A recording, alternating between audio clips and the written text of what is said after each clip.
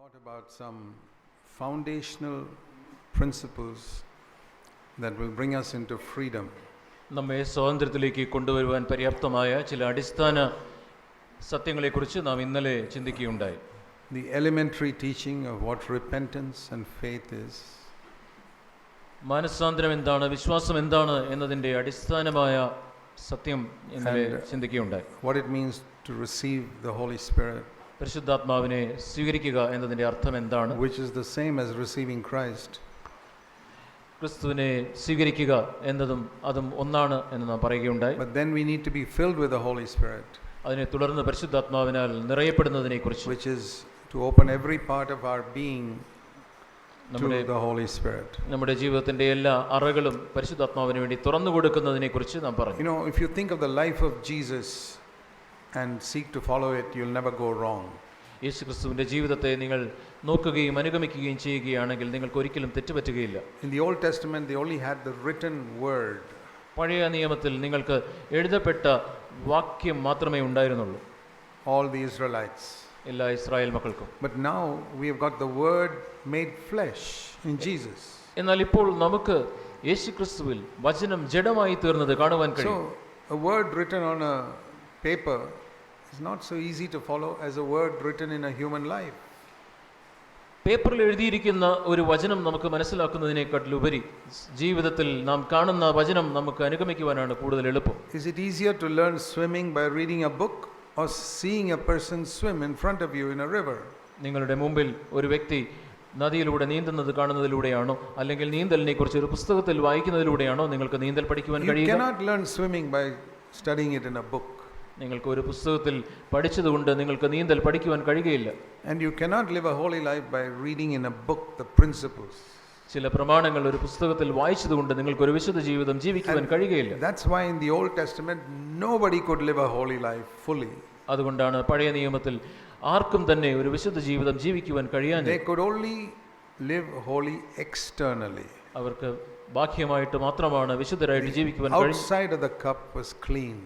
അവരുടെ പാത്രത്തിന്റെ വെളിയിൽ പുറം മാത്രമേ ശുദ്ധിയുള്ളതുണ്ടായിരുന്നു. See, when you drink water, more important than the outside of the cup is the inside of the cup. നിങ്ങൾ വെള്ളം കുടിക്കുമ്പോൾ കപ്പിന്റെ പുറം ഭാഗത്തേക്കാൾ അതിന്റെ അകത്തുള്ള ഭാഗം വൃത്തിയായിരിക്കണം എന്നുള്ളതാണ് That's പ്രധാനം. what Jesus said. അതാണ് യേശു ക്രിസ്തു പറഞ്ഞത്. The inside of your life is more important than the outside. നിങ്ങളുടെ ബാഹ്യ ജീവിതത്തെക്കാൾ നിങ്ങളുടെ ആന്തരിക ജീവിതമാണ് പ്രാധാന്യമുള്ളത്. What is use washing the outside of a glass and inside is all dirty and you drink water from that? നിങ്ങൾ ഗ്ലാസിന്റെ പുറമൊക്കെ വൃത്തിയാക്കുന്നു, എന്നാൽ ഗ്ലാസിന്റെ അകത്ത് അഴുക്കാണെങ്കിൽ അതിൽ എങ്ങനെയാണ് നിങ്ങൾ വെള്ളം കുടിക്കുക? We are so careful in something like this. ഇങ്ങനെയുള്ള കാര്യത്തിൽ നാം വളരെ ശ്രദ്ധാലുക്കളാണ്. More important, we don't realize our inside is more important than our outside.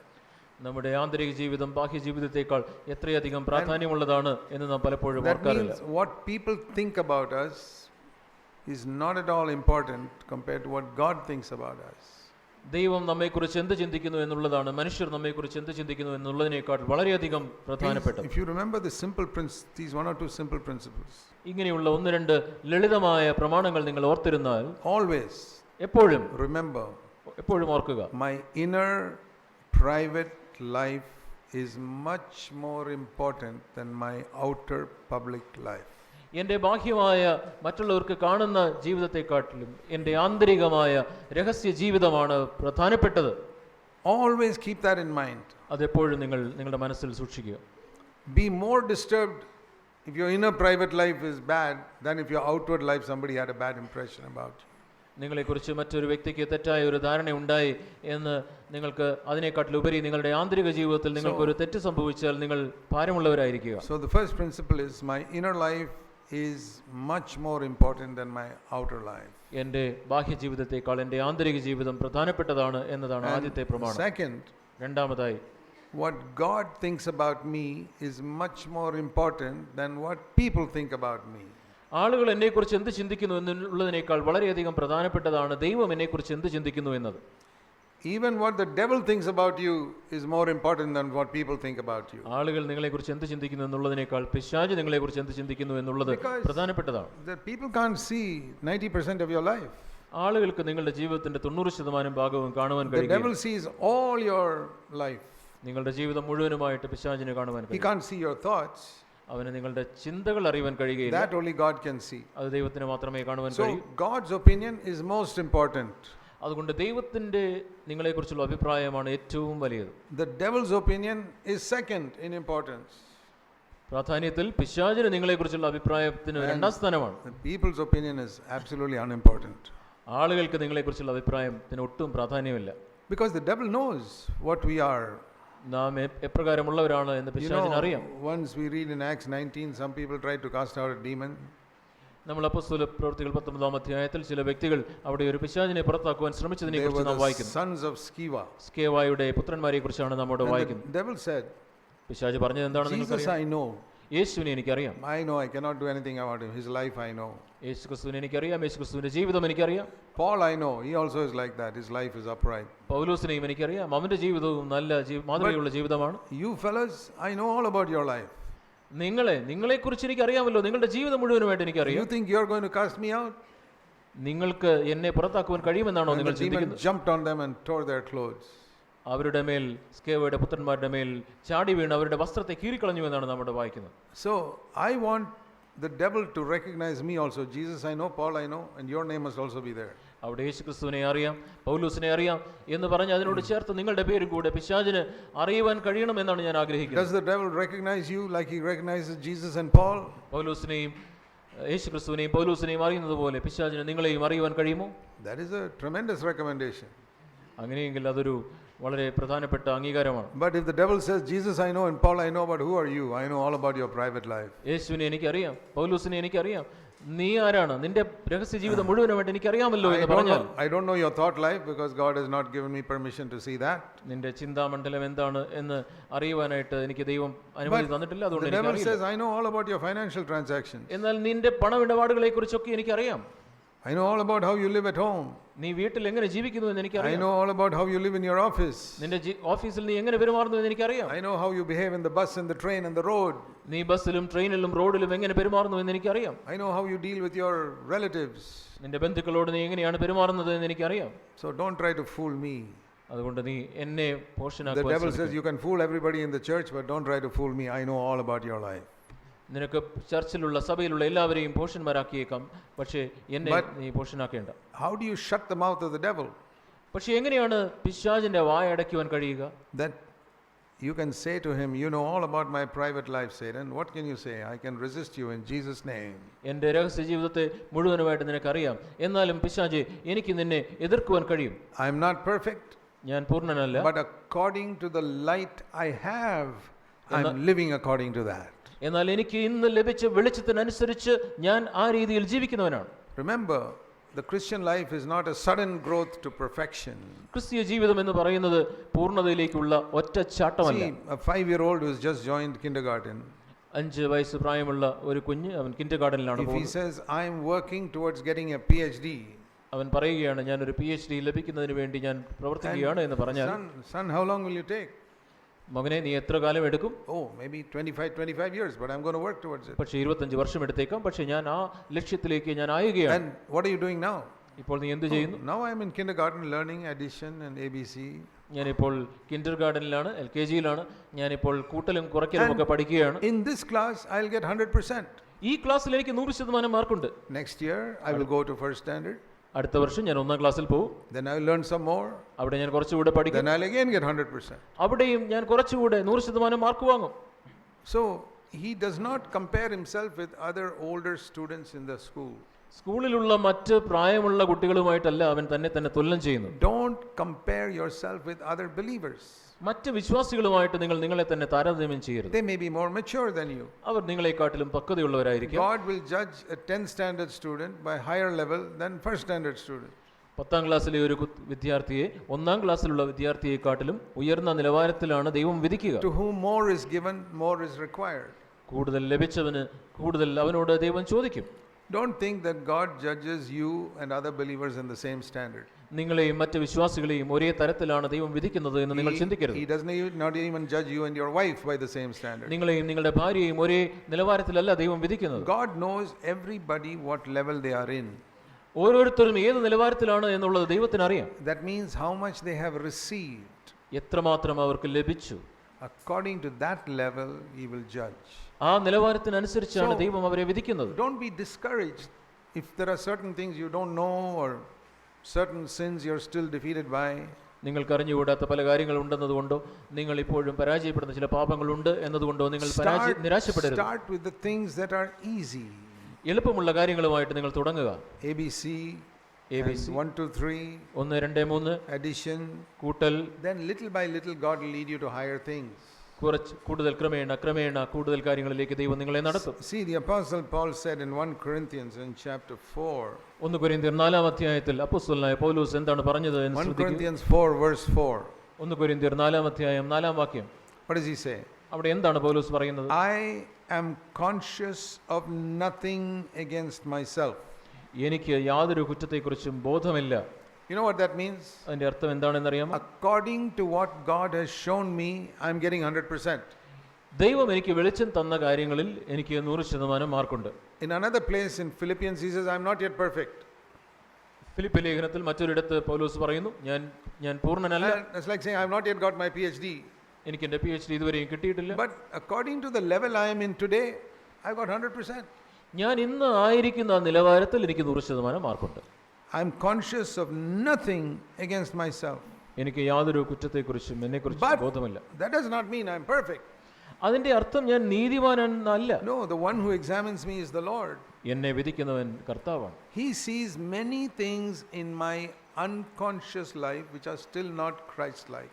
എൻ്റെ അബോധപൂർവമായ ജീവിതത്തിൽ ക്രിസ്തു തുല്യമല്ലാത്ത മറ്റു പല കാര്യങ്ങളെയും കർത്താവ് കാണുന്നു. If I take a cube of ice and put it into this glass, ഞാൻ ഈ ഗ്ലാസ്സിലേക്ക് ഒരു ഐസ് കട്ട എടുത്ത് ഇടുകയാണെങ്കിൽ 90% of it will go underneath the water.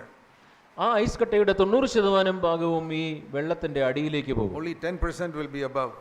10% മാത്രമായിരിക്കും വെള്ളത്തിന്റെ മുകളിൽ നിൽക്കുക. If this is some dark grape juice or something, I won't be able to see that 90%. ഇത് വളരെ ഡാർക്കായിട്ടുള്ള മുന്തിരി ചാറോ മറ്റോ ആണെങ്കിൽ അതിന്റെ നിറം കറുപ്പ് പോലെയാണെങ്കിൽ എനിക്ക് അതിന്റെ വെള്ളത്തിനടിയിലുള്ള ഭാഗം കാണുവാൻ കഴിയുകയില്ല. I can only see the top 10%. മുകളിലുള്ള 10% മാത്രമേ എനിക്ക് കാണുവാൻ കഴിയൂ. Our life is like that. നമ്മുടെ ജീവിതവും അപ്രകാരമാണ്. There are certain sins we are conscious of. നമുക്ക് ബോധമുള്ള അറിയാവുന്ന ചില പാപങ്ങളുണ്ട്. 10%. 10%. 90% we are not even conscious that we are unchristlike in many areas. നമ്മുടെ ജീവിതത്തിലെ പല മേഖലകളിലും 90% മേഖലകളിലും നാം ക്രിസ്തു തുല്യമായ ജീവിതമല്ല നമുക്കുള്ളത് എന്നതിനെക്കുറിച്ച് നമുക്ക് ബോധമില്ല. God will not judge you for those unconscious areas. നിങ്ങളുടെ ജീവിതത്തിലെ അബോധപൂർവമായ ആ മേഖലകളെക്കുറിച്ച് ദൈവം നിങ്ങളെ വിധിക്കുകയില്ല. He judges you only in the 10% that you can see. നിങ്ങൾക്ക് കാണുവാൻ കഴിയുന്ന 10% മേഖലയിൽ മാത്രമാണ് ദൈവം നിങ്ങളെ വിധിക്കുന്നത്. All the sins that you can see, if you deal with them, നിങ്ങൾക്ക് കാണുവാൻ കഴിയുന്ന ആ പാപങ്ങളെ നിങ്ങൾ ഗൗരവമായിട്ട് എടുക്കുന്നുവെങ്കിൽ you can have a clear conscience. നിങ്ങൾക്ക് ഒരു നല്ല മനസ്സാക്ഷി ഉണ്ടാകുവാൻ Even though 90% of your life you are not like Jesus Christ. നിങ്ങളുടെ ജീവിതത്തിന്റെ 90% മേഖലയിലും യേശുക്രിസ്തുവിനെ പോലെ അല്ല എങ്കിൽ പോലും all of us have got a 90%. നമ്മുടെ എല്ലാ ജീവിതത്തിൽ ക്രിസ്തുവിന്റെ സ്വഭാവത്തിൽ തുല്യമല്ലാത്ത 90% ഒരു ഭാഗമുണ്ട്. Young believer and the mature believer. ചെറുപ്പക്കാരനായ വിശ്വാസിക്കും പക്വതയുള്ള വിശ്വാസിക്കും. But like this cube of ice lying here. എന്നാൽ ഈ വെള്ളത്തിൽ കിടക്കുന്ന ഐസ് കട്ടിയെ പോലെ that 10% on top. ആ 10% മാത്രമാണ് മുകളിലുള്ളത്. If you take a knife and nicely cut that off. ആ 10% വെള്ളത്തിന് മുകളിൽ കിടക്കുന്ന ആ ഐസിന്റെ ഭാഗത്തെ നിങ്ങൾ ഒരു കത്തിയെടുത്ത് മുറിച്ചു മാറ്റിയാൽ what will happen? എന്ത് സംഭവിക്കും? Something that is underneath will come up. വീണ്ടും അടിയിലുള്ള ഒരു 10% വീണ്ടും പൊങ്ങി വരും. Still 90% will be hidden, maybe 80% will be hidden now. One more 10% is visible. ഇവിടെ ഇതാ കുറച്ചുകൂടെ വീണ്ടും 10% പുറത്ത് കാണുന്നു. 80% വീണ്ടും അടിയിലാണ്. The original 10% is gone. ആദ്യത്തെ 10% പോയി. But from the 90%, most of it is still hidden. ബാക്കി ഭാഗത്തിന്റെ 90% ഇപ്പോഴും അടിയിലാണ്. If you slice off that also, അത് നിങ്ങൾ വെട്ടി മാറ്റിയാൽ some more will come up. വീണ്ടും മുകളിലേക്ക് ചില കാര്യങ്ങൾ പൊങ്ങി വരും. That is how we grow in holiness. അങ്ങനെയാണ് നാം വിശുദ്ധിയിൽ വളരുക. So in CFC, in the church, when we speak about victory over all conscious sin, നാം CFCയിൽ എല്ലാ ബോധപൂർവമായ പാപങ്ങളിലുമുള്ള ജയത്തെക്കുറിച്ച് നാം സംസാരിക്കുമ്പോൾ we're not saying we have completely become like Christ. നാം ക്രിസ്തുവിനെ പോലെ ആയി എന്നല്ല നാം പറയുന്നത്. We're saying in that area of my life which God has given me light, in that area I've got victory. ദൈവം എനിക്ക് വെളിച്ചം തന്ന ആ മേഖലയിൽ എനിക്ക് ജയമുണ്ട് എന്നാണ് പറയുന്നത്. 90% of my life which I don't see, there are still un-Christ-like things in me. ഞാൻ കാണാത്ത എൻ്റെ ജീവിതത്തിലെ 90% മേഖലകളിലും ക്രിസ്തു തുല്യമല്ലാത്ത പല സ്വഭാവങ്ങളും എൻ്റെ ജീവിതത്തിലുണ്ട്. As we grow, we will get light on it. നാം വളരും തോറും നമുക്ക് ആ കാര്യങ്ങളെക്കുറിച്ച് വെളിച്ചം കിട്ടിക്കൊണ്ടേയിരിക്കും. God can give us light, ദൈവത്തിന് നമുക്ക് വെളിച്ചം തരുവാൻ കഴിയും. or through another person we can get light. അല്ലെങ്കിൽ മറ്റൊരു വ്യക്തിയിലൂടെ നമുക്ക് വെളിച്ചം ലഭിക്കും. God can speak directly and through other people. ദൈവം നമ്മോട് നേരിട്ട് സംസാരിച്ചെന്ന് വരാം, അല്ലെങ്കിൽ മറ്റുള്ള വ്യക്തികളിലൂടെ നമ്മോട് സംസാരിക്കും. That is why when somebody corrects you, അതുകൊണ്ടാണ് മറ്റൊരു വ്യക്തി നിങ്ങളെ തിരുത്തുമ്പോൾ you must listen. നിങ്ങൾ ശ്രദ്ധാപൂർവം കേൾക്കണം. Even if your enemies write something to you, നിങ്ങളുടെ ശത്രുക്കൾ നിങ്ങൾക്ക് എന്തെങ്കിലും എഴുതിയാൽ പോലും read it. നിങ്ങൾ വായിക്കുക. Sometimes they may be seeing something in you which you don't see yourself. നിങ്ങൾ കാണാത്ത ഒരുപക്ഷെ അവർ കാണുന്ന എന്തെങ്കിലും ഒരു കാര്യത്തെക്കുറിച്ചായിരിക്കും അവർ പരാമർശിക്കുന്നത്. Your friends may not tell you what they see in you, but your enemies may tell you. നിങ്ങളിലുള്ള തെറ്റുകളെക്കുറിച്ച് നിങ്ങളുടെ സുഹൃത്തുക്കൾ ഒരുപക്ഷെ നിങ്ങളോട് പറഞ്ഞില്ലെന്ന് വരാം, പക്ഷേ നിങ്ങളുടെ ശത്രുക്കൾ നിങ്ങളോട് പറയും. See, if you speak rudely to somebody, നിങ്ങൾ ഒരു വ്യക്തിയോട് ക്രൂരമായിട്ട് സംസാരിക്കുന്നു, brother may not say to you, because he's a young brother, he may not say to you, you spoke rudely to me. അദ്ദേഹം ഒരു ചെറുപ്പക്കാരനായ സഹോദരനായതുകൊണ്ട് നിങ്ങൾ കഠിനമായിട്ട് അദ്ദേഹത്തോട് സംസാരിച്ചു എന്ന് അദ്ദേഹം നിങ്ങളോട് പറഞ്ഞില്ലെന്ന് വരാം. If you spoke like that to an enemy, അല്ലെങ്കിൽ നിങ്ങൾ ഒരു ശത്രുവിനോട് നിങ്ങൾ അങ്ങനെ സംസാരിച്ചാൽ he'll say, what, you call yourself a Christian and you speak like this? നിങ്ങൾ ഒരു ക്രിസ്ത്യാനി എന്ന് വിളിച്ചിട്ട് ഇങ്ങനെയാണോ എന്നോട് സംസാരിക്കുന്നത്? Then you must go and humble yourself. അങ്ങനെയെങ്കിൽ നിങ്ങൾ പോയി നിങ്ങളുടെ തല താഴ്ത്തണം. You know, Abraham, God called him a prophet in Genesis chapter 20. ഉൽപ്പത്തി പുസ്തകം 20-ാം അധ്യായത്തിൽ എബ്രഹാമിനെ ദൈവം ഒരു പ്രവാചകൻ എന്നാണ് വിളിച്ചത്.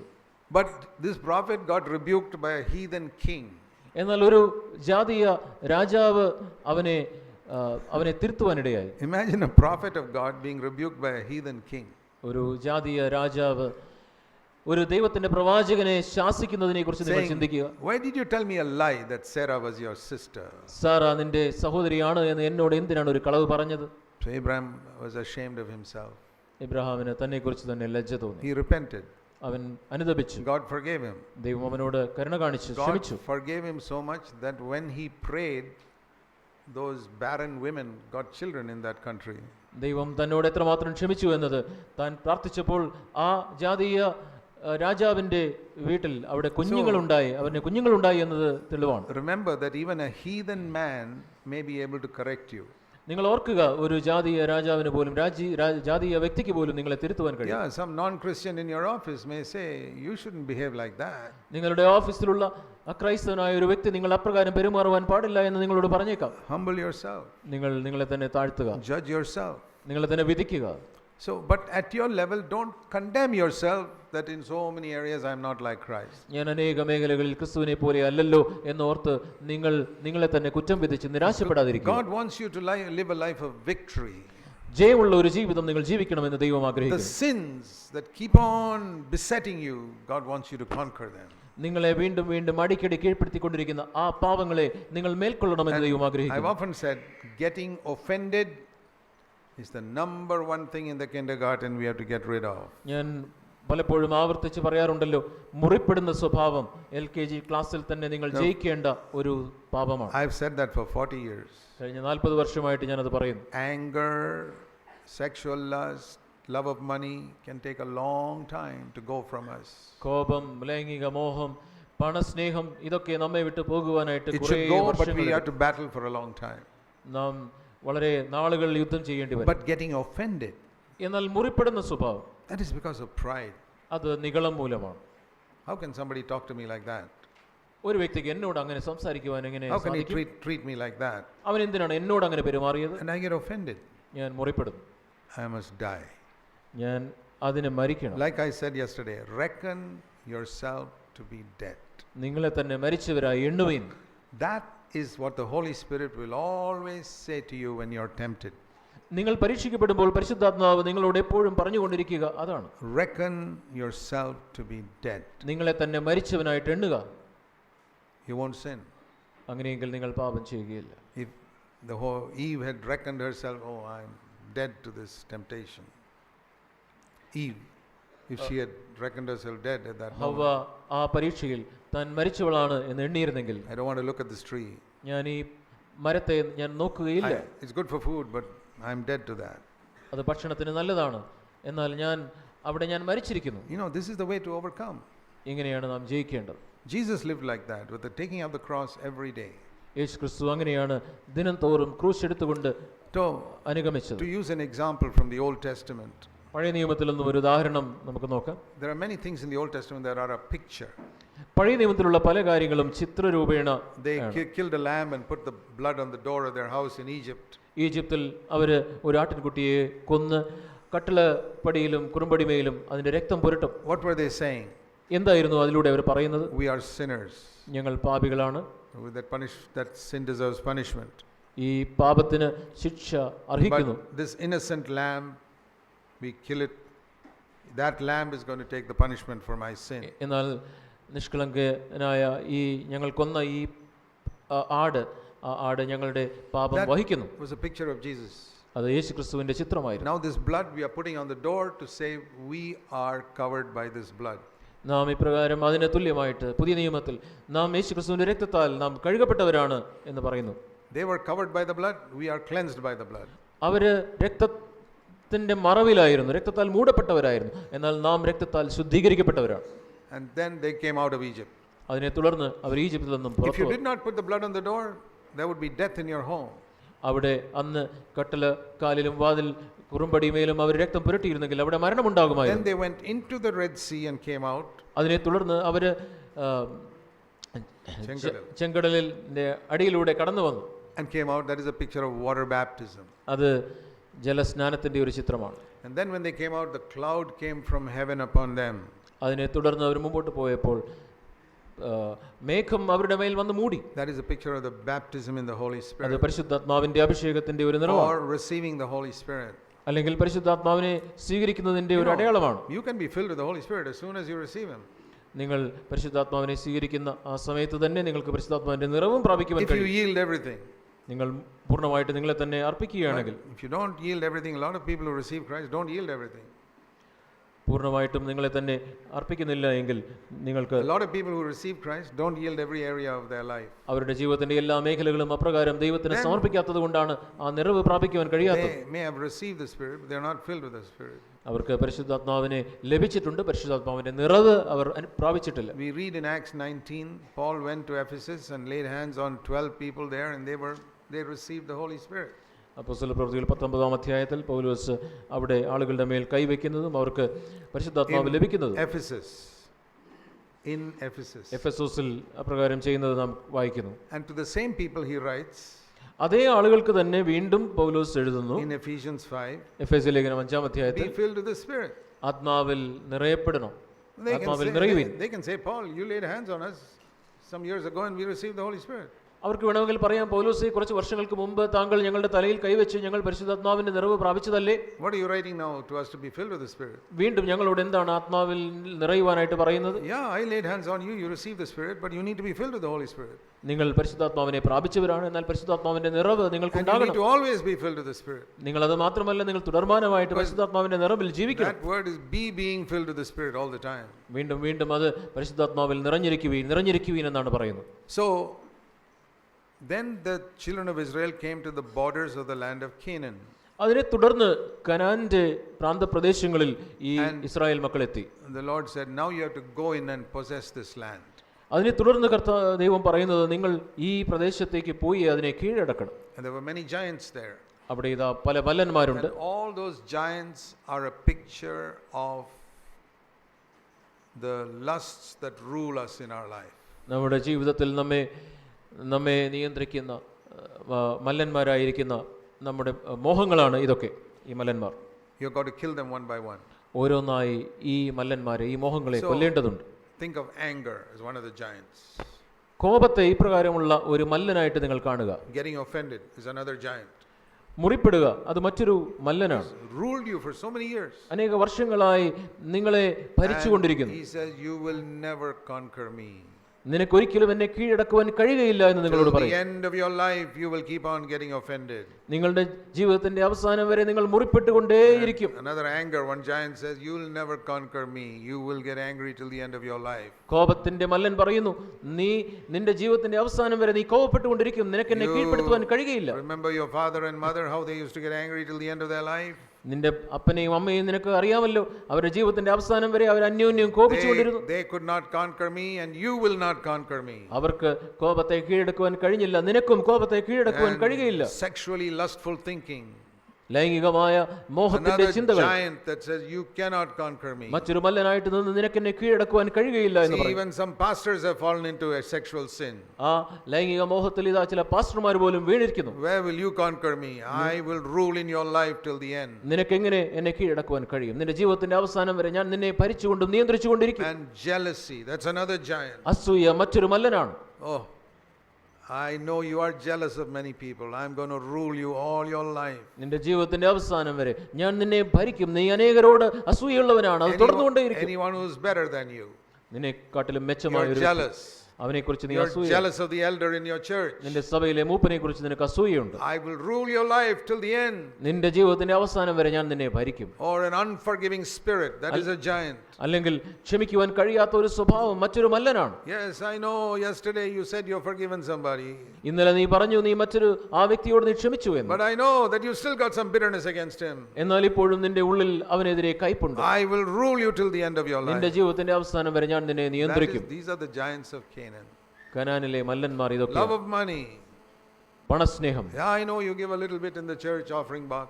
നീ സഭയുടെ ഓഫറിംഗ് ബോക്സിൽ കുറച്ചൊക്കെ കൊടുക്കുന്നുണ്ടെന്ന് എനിക്കറിയാം. Your mind is always on money. പക്ഷേ എപ്പോഴും നിന്റെ മനസ്സ് പണത്തിന്റെ പുറകെയാണ്. You're more interested in making money than in knowing the word of God. ദൈവവചനം മനസ്സിലാക്കുന്നതിനും കൂടുതലായിട്ട് നിനക്ക് പണമുണ്ടാക്കുവാനാണ് താല്പര്യം. I will rule your life. നിന്റെ ജീവിതത്തെ ഞാൻ ഭരിക്കും. You can sit in the church and call yourself a good brother. നീ ഒരു സഭയിൽ ഇരുന്നുകൊണ്ട് നീ നല്ലൊരു I സഹോദരൻ നീ പേർ will rule വിളിച്ചു. your life. എന്നാൽ ഞാൻ നിന്റെ ജീവിതത്തെ ഭരിക്കും. And this is how so many believers are ruled by giants in their life. ഇങ്ങനെയാണ് അനേക വിശ്വാസികളും മല്ലന്മാരാൽ തങ്ങളുടെ ജീവിതം നിയന്ത്രിക്കപ്പെട്ടിരിക്കുന്നത്. You read in the book of Judges, the children of Israel were living in Canaan, but they were slaves to all the giants. ന്യായാധിപന്മാരുടെ പുസ്തകം നിങ്ങൾ വായിക്കുകയാണെങ്കിൽ കനാനിൽ ജീവിച്ചിരുന്ന ഇസ്രായേൽ മക്കൾ മല്ലന്മാർക്ക് That കീഴ്പ്പെട്ടവരായിരുന്നു. is a perfect picture of many believers. അനേകം വിശ്വാസികളുടെ ഒരു യഥാർത്ഥ So what ചിത്രമാണ്. did God want them to do? എന്താണ് അവരെക്കുറിച്ച് ദൈവം ആഗ്രഹിക്കുന്നത്? He didn't want them to kill all the giants in one shot. ഒറ്റ അടിക്ക് എല്ലാ മല്ലന്മാരെയും കൊല്ലണമെന്നായിരുന്നില്ല ദൈവം It's ആഗ്രഹിച്ചത്. not possible. അത് സാധ്യമല്ല. Because the land of Canaan is what, 200-300 kilometers long. 200-300 kilometre നീളമുള്ള ഈ കനാൻ ദേശം How can they finish all in one day? ഒരു ദിവസം കൊണ്ട് എങ്ങനെയാണ് ഈ മല്ലന്മാരെയൊക്കെ Lord said, കീഴടക്കുവാൻ കഴിയും? one by one. ഓരോന്നായി. First, let us go to Jericho ആദ്യം നമുക്ക് എരിഹോവിലേക്ക് പോകാം. and conquer that. ആദ്യം എരിഹോയെ കീഴടക്കാം. One by one. ഓരോന്നായി. So we conquer Jericho. അതുകൊണ്ട് ആദ്യം ജെറിക്കോയെ Then the കീഴടക്കാം. Lord says, let us go to the city of Ai. അതിനുശേഷം നമുക്ക് ഹായി പട്ടണത്തിലേക്ക് പോകാം. There they got defeated. അവിടെ അവർ തോറ്റുപോയി. Then they repented. അവരെ തുടർന്ന് അനുതപിച്ചു. Okay, now we will fight again. ഞങ്ങൾ വീണ്ടും We did something wrong, so we'll set it right. ഞങ്ങൾ ചില തെറ്റ് ചെയ്തു, ഞങ്ങളത് കാര്യങ്ങൾ And they went against Ai and they conquered the giants in Ai. വീണ്ടും അവർ ഹായിയുടെ നേരെ പോയി അവർ ഹായിലെ മല്ലന്മാരെ കീഴടക്കി. Little by little they got more and more possession of the land of Canaan. ക്രമേണ കുറേശ്ശെയായി കനാൻ ദേശത്തെ കൂടുതൽ അവരെ സ്വായത്തമാക്കി. It's like if you draw a big picture of Canaan on a map, on a piece of paper. ഒരു കടലാസിൽ നിങ്ങൾ Canaan ദേശത്തിന്റെ ഒരു വലിയ ചിത്രം നിങ്ങൾ വരയ്ക്കുകയാണെങ്കിൽ And you tell a child, color this now. ഒരു കുഞ്ഞിനോട് നിങ്ങൾ പറയുകയാണ് നിങ്ങൾ ഇതിനെ കളർ ചെയ്യുക, Color it all blue. എല്ലാം ഈ കനാൻ ദേശത്തെ മുഴുവൻ നിങ്ങൾ നീല കളർ അടിക്കുക. That is how God makes us overcome. One giant, another giant, another giant. Little by little, we are conquering this land. അങ്ങനെയാണ് ദൈവം ഈ കനാൻ ദേശത്തെ മേൽക്കൊള്ളുവാനായിട്ട് അനുവദിക്കുന്നത്. കുറേശ്ശെ ക്രമേണ. And when they conquered Jericho and Ai, അവർ എരിഹോവും ഹായും കീഴടക്കി കഴിഞ്ഞപ്പോൾ they got victory over the giants they could see. അവർക്ക് കാണുവാൻ കഴിയാവുന്ന ആ മല്ലന്മാരെ There are hundreds of giants in the northern part of Canaan they have not even seen. അവർ കാണാൻ കഴിയാത്ത അവർ കണ്ടിട്ടില്ലാത്ത നൂറുകണക്കിന് മല്ലന്മാർ ഈ കനാൻ ദേശത്തിന്റെ വടക്ക് ഭാഗത്തുണ്ട്. Do you think God asked them, why haven't you killed them? എന്തുകൊണ്ടാണ് നിങ്ങൾ അതിനെ കൊല്ലാത്തതെന്ന് ദൈവം അവരോട് ചോദിച്ചോ? No. ഇല്ല. They could say, we haven't seen them. How can we kill them? ഞങ്ങൾ അവരെ കണ്ടിട്ടേ ഇല്ല, പിന്നെ എങ്ങനെയാണ് ഞങ്ങൾക്ക് അവരെ Only when കൊല്ലുവാൻ? I see a giant, I can kill him. ഞാൻ കണ്ടാൽ എനിക്ക് കൊല്ലാം. That is the difference between conscious sin and unconscious sin. ബോധപൂർവമായ പാപവും അബോധപൂർവമായ പാപവും തമ്മിലുള്ള വ്യത്യാസം അതാണ്. God wants you to kill only the giants you can see.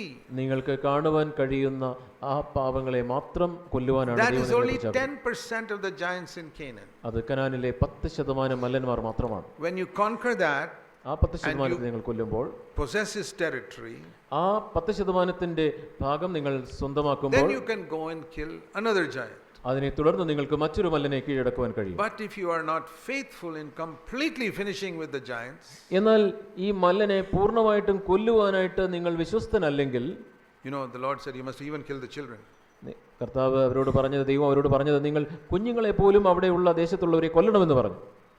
We wonder, why did God want them to kill the children? എന്തിനാണ് ആ മല്ലന്മാരുടെ കുഞ്ഞുങ്ങളെ പോലും കൊല്ലണമെന്ന് ദൈവം പറഞ്ഞത്? So in New Testament terms, it means these little children can become giants one day. നിങ്ങൾ ഇപ്പോൾ കൊല്ലാതെ വിട്ടിരിക്കുന്ന ഈ ചെറിയ കുഞ്ഞുങ്ങളുണ്ടല്ലോ, ഒരു നാളിൽ അത് വളർന്ന് ഒരു മല്ലനാകുവാനുള്ള സാധ്യതയുണ്ട്. Little snakes can become big snakes. ചെറിയ പാമ്പ് വലിയ പാമ്പായി മാറുവാൻ കഴിയും. So you must completely finish with something. അതുകൊണ്ട് നിങ്ങൾ പൂർണ്ണമായിട്ട് ആ മല്ലനെ Not കൊല്ലണം. just you got 1 or 2 victories and that's it. ആ പാപവുമായി ബന്ധപ്പെട്ട് 1-2 വിജയം നിങ്ങൾക്ക് ലഭിച്ചു That എന്നല്ല. is why sometimes people go into conquering other things and then they fall back into something which they overcame some time ago. അതുകൊണ്ടാണ് അവര് നേരത്തെ കീഴടക്കിയതിനു ശേഷം വീണ്ടും മുന്നേറി കഴിഞ്ഞിട്ടും പഴയ ചില പാപങ്ങളിൽ അവർ വീണ്ടും തോറ്റ് തിരികെ വരുന്നത്. Have you found that sometimes you have conquered a sin, then 5 years later you are falling into it again? നിങ്ങൾ നേരത്തെ 5 വർഷങ്ങൾക്ക് മുമ്പ് നിങ്ങൾ കീഴടക്കിയ ഒരു പാപത്തിലേക്ക് 5 വർഷം കഴിഞ്ഞ് നിങ്ങൾ വീണ്ടും വീഴുന്നതായിട്ട് നിങ്ങൾ there കാണുന്നു. are people who really take a radical attitude towards sexually lustful thinking and they are faithful for a few years. ലൈംഗികമായ മോഹത്തെക്കുറിച്ച് വളരെ ഗൗരവബോധത്തോടെ നിലപാടുകൾ എടുത്ത് ചില വർഷങ്ങൾ അവർ വിശ്വസ്തരായി മുമ്പോട്ട് പോകുന്നു. They fall back into it again. ചില വർഷങ്ങൾക്ക് ശേഷം അവർ വീണ്ടും ആ പാപത്തിൽ വീഴുന്നു. They didn't completely finish with the giants. Then little ones grew up and became a giant and again conquered them. ആ മല്ലന്മാരെ പൂർണ്ണമായിട്ട് കീഴടക്കിയില്ല. അതുകൊണ്ട് വിട്ടുകളഞ്ഞ കുഞ്ഞുങ്ങൾ വളർന്ന് വീണ്ടും മല്ലന്മാരായി തീർന്നു. We have to be radical with every sin that we see in our life. നമ്മുടെ ജീവിതത്തിൽ നാം കാണുന്ന ഓരോ പാപത്തെക്കുറിച്ചും ഗൗരവബോധത്തോടുകൂടെ നാം നിലപാടെടുക്കണം. See, for example, when you say, I have forgiven somebody, ഞാൻ ഒരു വ്യക്തിയോട് ക്ഷമിച്ചു എന്ന് നിങ്ങൾ the Lord പറയുമ്പോൾ, said you must forgive from your heart. ദൈവം പറയുന്നത് നിങ്ങളുടെ ഹൃദയത്തിൽ നിന്ന് നിങ്ങൾ ക്ഷമിക്കണം. How to know whether you're forgiven from your heart? നിങ്ങളുടെ ഹൃദയത്തിൽ നിന്നും നിങ്ങൾ ക്ഷമിച്ചു എന്ന് എങ്ങനെയാണ് അറിയുവാൻ കഴിയുക? Okay, one day you hear that something bad happened to that person who did harm to you. നിങ്ങൾക്ക് എതിരെ ദോഷം ചെയ്ത ആ വ്യക്തിക്ക് ഒരു തിന്മ ഭവിച്ചു എന്ന് നിങ്ങൾ ഒരു നാളിൽ കേൾക്കും. And you feel a little happy. നിങ്ങൾക്ക് നിങ്ങളുടെ ഉള്ളിൽ കുറച്ച് സന്തോഷം, ആശ്വാസം തോന്നും. He did some harm to me, he deserves that. എനിക്കെതിരെ തിന്മ ചെയ്ത ആളല്ലേ, അവൻ അങ്ങനെ സംഭവിക്കട്ടെ. And that time God is telling you, ആ സമയത്ത് ദൈവം നിങ്ങളോട് പറയും, you did not forgive him from your heart. നിന്റെ ഹൃദയത്തിൽ നിന്ന് നീ അവനോട് ക്ഷമിച്ചിട്ടില്ല. That is why you're feeling happy that something bad happened to him. അവന് ചില തിന്മകൾ ഭവിച്ചപ്പോൾ അതുകൊണ്ടാണ് നിനക്ക് സന്തോഷം തോന്നുന്നത്. If you had forgiven him from your heart, you will not feel happy when something bad happens to him. ഹൃദയത്തിൽ നിന്ന് നീ അവനോട് ക്ഷമിച്ചിരുന്നുവെങ്കിൽ അവന് ഏതെങ്കിലും തിന്മ ഭവിക്കുമ്പോൾ നിനക്ക് സന്തോഷം തോന്നുമായിരുന്നില്ല. I believe some of you really forgave some people yesterday. ഇന്നലെ നിങ്ങളിൽ ചിലരോട് യഥാർത്ഥത്തിൽ ക്ഷമിച്ചു എന്ന് എനിക്കറിയാം. Do you wish that something bad will happen to them now? അവർക്ക് എന്തെങ്കിലും തിന്മ ഭവിക്കണമെന്ന് നിങ്ങൾ ആഗ്രഹിക്കുന്നുവോ? Or the other way around? അല്ലെങ്കിൽ മറിച്ച്, Supposing you hear something good, very good happen to that person. അല്ലെങ്കിൽ നിങ്ങൾ ക്ഷമിച്ച് ആ വ്യക്തിക്ക് വളരെ നല്ല ഒരു കാര്യം സംഭവിക്കുന്നു, You feel a little unhappy. നിങ്ങൾക്ക് ഉള്ളിൽ കുറച്ചൊരു പ്രയാസം തോന്നുന്നു. Why doesn't God judge him for what he did to me? എന്നോട് അവൻ ചെയ്ത കാര്യത്തിന് അവനെ എന്തുകൊണ്ടാണ് ദൈവം Then also വിധിക്കാത്തത്? God is telling you, അങ്ങനെയാവുമ്പോഴും ദൈവം നിങ്ങളോട് പറയുകയാണ്, you have not forgiven him from your heart. നിന്റെ ഹൃദയത്തിൽ നിന്ന് നീ അവനോട് ക്ഷമിച്ചിട്ടില്ല. So thank God for these ways in which God speaks to us. നമ്മോട് ദൈവം സംസാരിക്കുന്ന ഈ തരത്തിലുള്ള So വിധങ്ങൾക്കായിട്ട് that നാം you can ദൈവത്തിന് നന്ദി പറയും. completely kill this giant of unforgiveness and all the baby giants also. ഈ ക്ഷമിക്കാതിരിക്കുന്ന മനോഭാവം എന്ന ഈ മല്ലനെയും ആ മല്ലന്റെ കുഞ്ഞുങ്ങളെയും കൊച്ചുകുട്ടികളെയും ഒക്കെ പൂർണ്ണമായിട്ടും നശിപ്പിക്കുവാൻ You see, നമുക്ക് you got to completely get 100% in all subjects in kindergarten, then you go to first standard. നിങ്ങൾക്ക് ഈ LKG ക്ലാസ്സിലുള്ള എല്ലാ പാഠത്തിലും 100% മാർക്ക് വാങ്ങിയതിന് ശേഷമാണ് 1ാം ക്ലാസ്സിലേക്ക് No പോകുന്നത്. use getting 100% in maths and 0 in science. കണക്കിൽ 100%വും സയൻസിൽ 0 മാർക്കും കിട്ടിയിട്ട് കാര്യമില്ല. Let's finish with each class. ഓരോ ക്ലാസ്സും പൂർണ്ണമായിട്ട് തീർത്ത് മുമ്പോട്ട് That പോകും. is how we must progress. അങ്ങനെയാണ് നാം മുമ്പോട്ട് പുരോഗമിക്കേണ്ടത്. You know that Jesus had an education when he was on earth. ഭൂമിയിലായിരുന്നപ്പോൾ യേശുക്രിസ്തുവിന് ഒരു പാഠം പഠിക്കേണ്ടതുണ്ട് ആയിരുന്നു എന്ന് നിങ്ങൾക്കറിയാമോ? You read in Hebrews 5 എബ്രായ ലേഖനം 5-ാം അധ്യായത്തിൽ നാം അത് വായിക്കുന്നു. that Jesus learned something on earth. യേശുക്രിസ്തു ഭൂമിയിലായിരുന്നപ്പോൾ പഠിച്ചു എന്ന് നാം You know, വായിക്കുന്നു. the people who don't believe that Jesus became like us, a Yes. man, യേശുക്രിസ്തു നമ്മെ പോലെ ഒരു മനുഷ്യനായി തീർന്നു എന്ന് വിശ്വസിക്കാത്ത ആളുകളുണ്ട്. they say they don't believe Jesus learned anything. യേശുക്രിസ്തു എന്തെങ്കിലും പഠിച്ചു എന്ന് അവർ വിശ്വസിക്കുന്നില്ല. You say, what does God have to learn? ദൈവത്തിന് എന്തെങ്കിലും പഠിക്കുവാനുണ്ടോ? He is God, but he came to earth as a baby. യേശുക്രിസ്തു അവൻ ദൈവമായിരുന്നു, എന്നാൽ ഭൂമിയിലേക്ക് ഒരു ശിശുവായിട്ട് അവൻ And he had പിറന്നു. to grow and learn. It says he grew in wisdom. അവൻ ജ്ഞാനത്തിൽ വളർന്നു എന്ന് നാം വായിക്കുന്നു. Does God grow in wisdom? ദൈവം ജ്ഞാനത്തിൽ വളരുമോ? Twice in Luke chapter 2 it says he grew in wisdom. ലൂക്കോസ് 2-ാം അധ്യായത്തിൽ 2 പ്രാവശ്യം അവൻ ജ്ഞാനത്തിൽ വളർന്നു എന്ന് നാം വായിക്കുന്നു. Verse 40, verse 52. 40-ാം വാക്യം 52-ാം വാക്യം. He grew in wisdom. അവൻ ജ്ഞാനത്തിൽ വളർന്നു. Because he came as a baby. കാരണം ഒരു ശിശുവായിട്ട് ഈ And ഭൂമിയിൽ he വന്നു. grew up in wisdom. അവൻ ജ്ഞാനത്തിൽ He വളർന്നു. grew in wisdom by overcoming temptation. പാപത്തെ ജയിച്ച് അവൻ ജ്ഞാനത്തിൽ വളർന്നു. So what did he learn? എന്തായിരുന്നു യേശുക്രിസ്തു പഠിച്ചത്? Learning is a school word. പഠിക്കുക എന്നത് There was സ്കൂളുമായിട്ട് a ബന്ധപ്പെട്ട ഒരു school that പദപ്രയോഗം. Jesus attended. യേശുക്രിസ്തു പങ്കെടുത്തിരുന്ന ഒരു പാഠശാലയുണ്ടായിരുന്നു. Not a school where he learned the local language of Aramaic and addition and subtraction.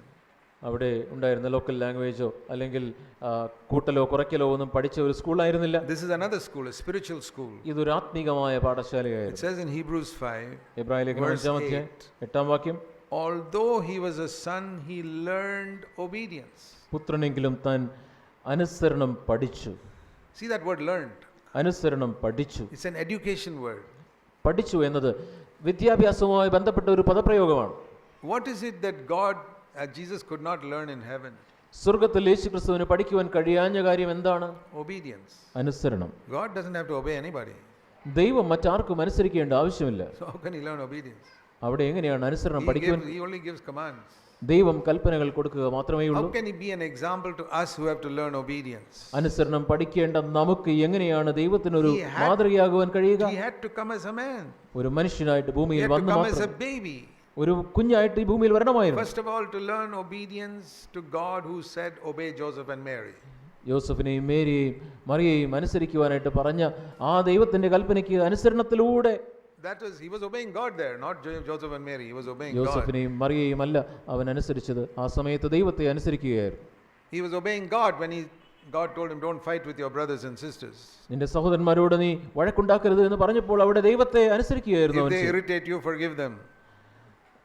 അവൻ നിങ്ങളെ നിന്റെ സഹോദരങ്ങൾ നിനക്ക് പ്രശ്നങ്ങൾ ഉണ്ടാക്കിയേക്കാം. And all the temptations we face, നാം കടന്നു പോകുന്ന എല്ലാ തരത്തിലുള്ള പരീക്ഷകളും Jesus learned obedience step by step by step. ക്രമേണ അനുസരണം That is the പഠിച്ചു. meaning he grew in wisdom. അവൻ ജ്ഞാനത്തിൽ വളർന്നു എന്നതിന്റെ അർത്ഥം അതാണ്. And in each step it says he learned by suffering. അവിടെ നാം വായിക്കുന്നത് അവൻ കഷ്ടതയിലൂടെ അനുസരണം പഠിച്ചു എന്നാണ്. Now whenever we think of suffering, we only think of the physical beating and hammering he got. കഷ്ടങ്ങളെ കുറിച്ച് നാം ചിന്തിക്കുമ്പോൾ എപ്പോഴും ഈ യേശുക്രിസ്തുവിനെ അടിയേറ്റതും ആണി അടിച്ചതും ഒക്കെ മാത്രമാണ് നാം There is ചിന്തിക്കാറുള്ളത്. another suffering that the Bible speaks about which many Christians don't understand. എന്നാൽ മറ്റു ക്രിസ്ത്യാനികൾക്ക് മനസ്സിലാകാത്ത മറ്റൊരു തരത്തിലുള്ള കഷ്ടത യേശുക്രിസ്തു You know, അനുഭവിച്ചു. whenever you talk about the sufferings of Christ, people immediately think the cross, the beating, the crown of thorns. യേശുക്രിസ്തുവിന്റെ കഷ്ടതയെക്കുറിച്ച് ചിന്തിക്കുമ്പോഴൊക്കെ ആളുകൾ ക്രൂശിൽ യേശുക്രിസ്തുവിന് അടിയേറ്റതും അവിടെ ഉണ്ടായിരുന്ന മുൾമുടിയെക്കുറിച്ചും ആണിയെക്കുറിച്ചും ഒക്കെയാണ് ചിന്തിക്കാറുള്ളത്. What does it mean here? He learned obedience by what he suffered. അവൻ കഷ്ടങ്ങളാൽ അനുസരണം പഠിച്ചു എന്നതിന്റെ അർത്ഥം എന്താണ്? See 1 Peter 4 in verse 1.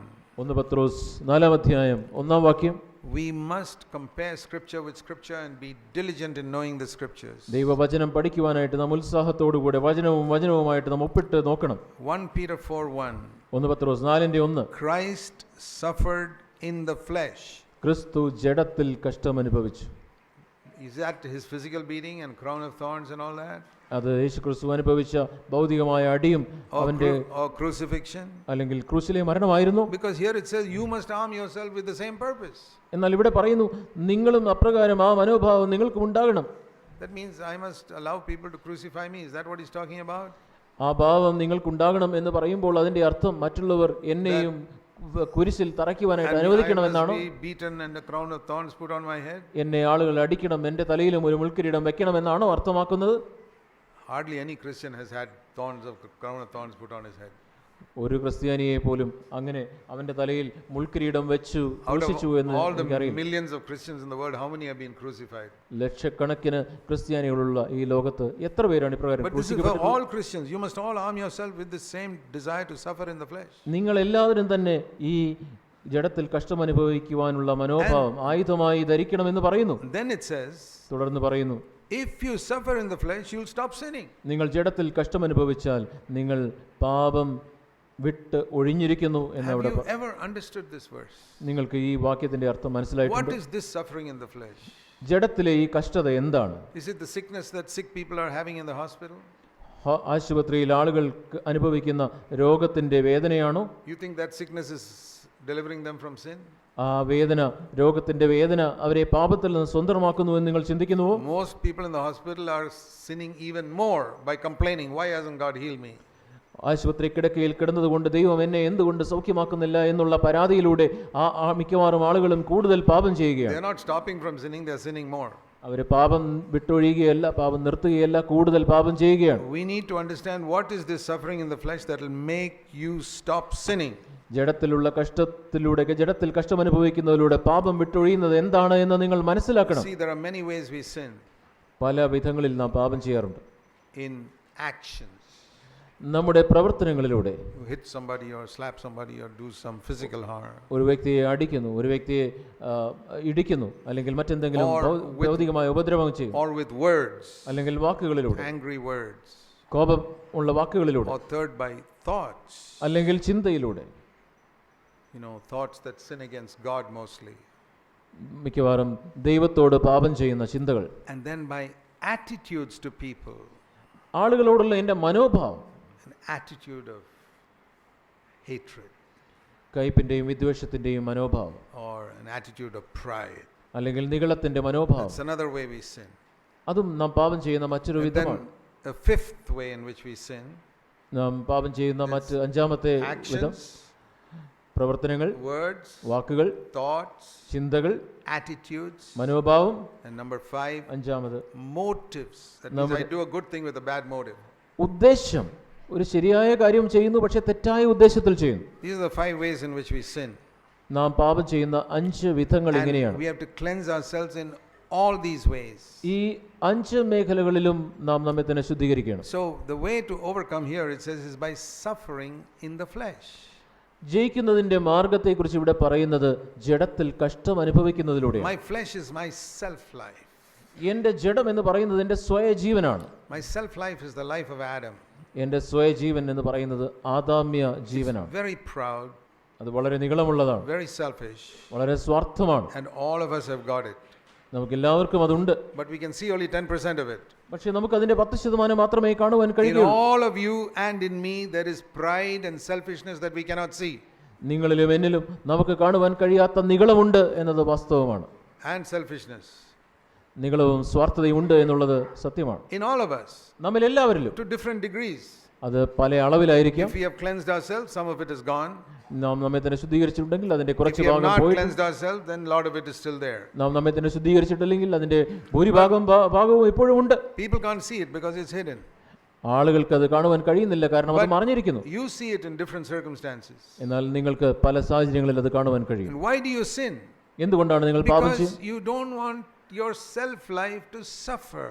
കാരണം നിങ്ങളുടെ സ്വയജീവൻ കഷ്ടത്തിലൂടെ കടന്നു പോകുന്നത് നിങ്ങൾക്ക് താല്പര്യമില്ല. Say somebody insults you. നിങ്ങളെ ആരെങ്കിലും ഒരാൾ നിങ്ങളെ നിന്ദിക്കുന്നു. Your inward self life is hurt. നിങ്ങളുടെ ആന്തരികമായ സ്വയജീവൻ മുറിപ്പെടുന്നു. How can he call me Beelzebul, prince of devils? എന്നെ ബെൽസെബൂൽ എന്ന്, പിശാചിനെ തലവനെന്ന് അവർക്ക് എങ്ങനെ വിളിക്കുവാൻ കഴിയും? To suffer in the flesh is to put that self to death. നാം ജഡത്തിൽ കഷ്ടം അനുഭവിക്കുക എന്ന് പറഞ്ഞാൽ ആ ജഡത്തെ മരണത്തിന് ഏൽപ്പിക്കുക എന്നാണ്. When you die, a dead person is not offended that somebody called him prince of devils. മരിച്ച ഒരു വ്യക്തിക്ക്, ശവശരീരത്തിന് തന്നെ ബേൽസബൂൽ എന്ന് വിളിച്ച ഒരു വ്യക്തിയോട് വിഷമം തോന്നുകയില്ല, മുറിപ്പെടുകയില്ല. Or somebody, does very well whom you don't like too much. അല്ലെങ്കിൽ നിങ്ങൾക്ക് ഇഷ്ടമില്ലാത്ത ഒരു വ്യക്തി, അവൻ വളരെ നന്നായിട്ട് അവന്റെ And കാര്യങ്ങളൊക്കെ പോകുന്നു. immediately you're jealous. ഉടനെ തന്നെ നിങ്ങൾക്ക് അസൂയ And തോന്നുന്നു. your self-life is disturbed. Why is it going well with him? നിങ്ങളുടെ സ്വയജീവൻ ഉടനെ അസ്വസ്ഥമാകുന്നു. എന്തുകൊണ്ടാണ് അവന്റെ കാര്യങ്ങളൊക്കെ നന്നായിട്ട് പോകുന്നത്? You enjoy thinking bad thoughts about him. അവനെക്കുറിച്ച് തെറ്റായ ചിന്തകൾ നിങ്ങൾ ഹൃദയത്തിൽ താലോലിക്കുന്നു, അത് നിങ്ങൾ ആസ്വദിക്കുന്നു. What is the opposite of enjoyment? ആസ്വാദനത്തിന്റെ എതിര് എന്താണ്? Suffering. കഷ്ടത. Instead of enjoying in the flesh, put that flesh to death and say, I'm not going to let you feel that way. ജഡത്തിന്റെ ആസ്വാദനം അനുഭവിക്കുന്നതിന് പകരം നിങ്ങൾ ജഡത്തിൽ കഷ്ടം അനുഭവിച്ച് ആ ചിന്തയെ ഞാൻ താലോലിക്കുക ഇല്ല എന്ന് പറഞ്ഞ് മരണത്തിന് ഏൽപ്പിക്കുക. I want to be happy that it is going well with him whom I hate. ഞാൻ വെറുക്കുന്ന ഈ വ്യക്തിക്ക് കാര്യങ്ങൾ നന്നായിട്ട് പോകണം എന്ന് ഞാൻ And ആഗ്രഹിക്കുന്നു. your flesh will suffer. അങ്ങനെയെങ്കിൽ അവിടെ നിങ്ങളുടെ ജഡം കഷ്ടം അനുഭവിക്കും. That is suffering in the flesh. അതാണ് ജഡത്തിലുള്ള കഷ്ടത. Your flesh sometimes tempts you to look at a pretty woman and lust after her.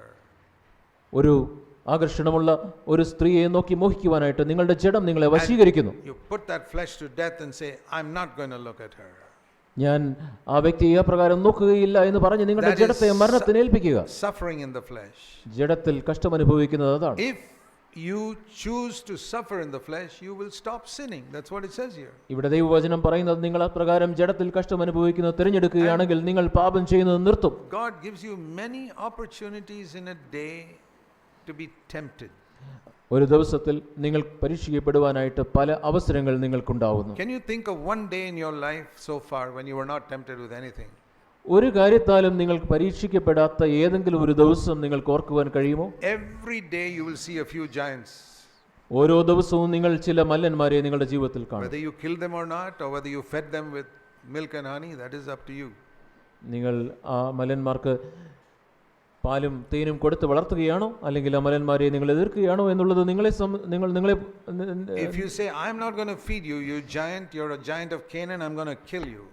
നിങ്ങൾ ആ മല്ലനോട് പറയുകയാണ്, കനാനിലെ മല്ല, ഞാൻ നിനക്ക് പാലും തേനും തന്നു, ഞാൻ നിന്നെ വളർത്തുകയില്ല, ഞാൻ നിന്നെ കൊല്ലുവാൻ പോവുകയാണെന്ന് നിങ്ങൾ പറയുകയാണ്. That wrong thing that comes up, you must put it to death. നിങ്ങളുടെ ഉള്ളിൽ നിന്നും ഉയർന്നു വരുന്ന തെറ്റായ ചിന്തയെ നിങ്ങൾ മരണത്തിന് ഏൽപ്പിക്കണം. Then we will live. അങ്ങനെയെങ്കിൽ നിങ്ങൾ ജീവിക്കും. That is called the sufferings of Christ. ക്രിസ്തുവിന്റെ കഷ്ടങ്ങൾ എന്നതിന്റെ Why is അർത്ഥം it അതാണ്. called the sufferings of Christ? Why is it called the sufferings of Christ? എന്തുകൊണ്ടാണ് ക്രിസ്തുവിന്റെ കഷ്ടങ്ങൾ എന്ന് ഇതിനെ വിളിക്കുന്നത്? Because he went this way first.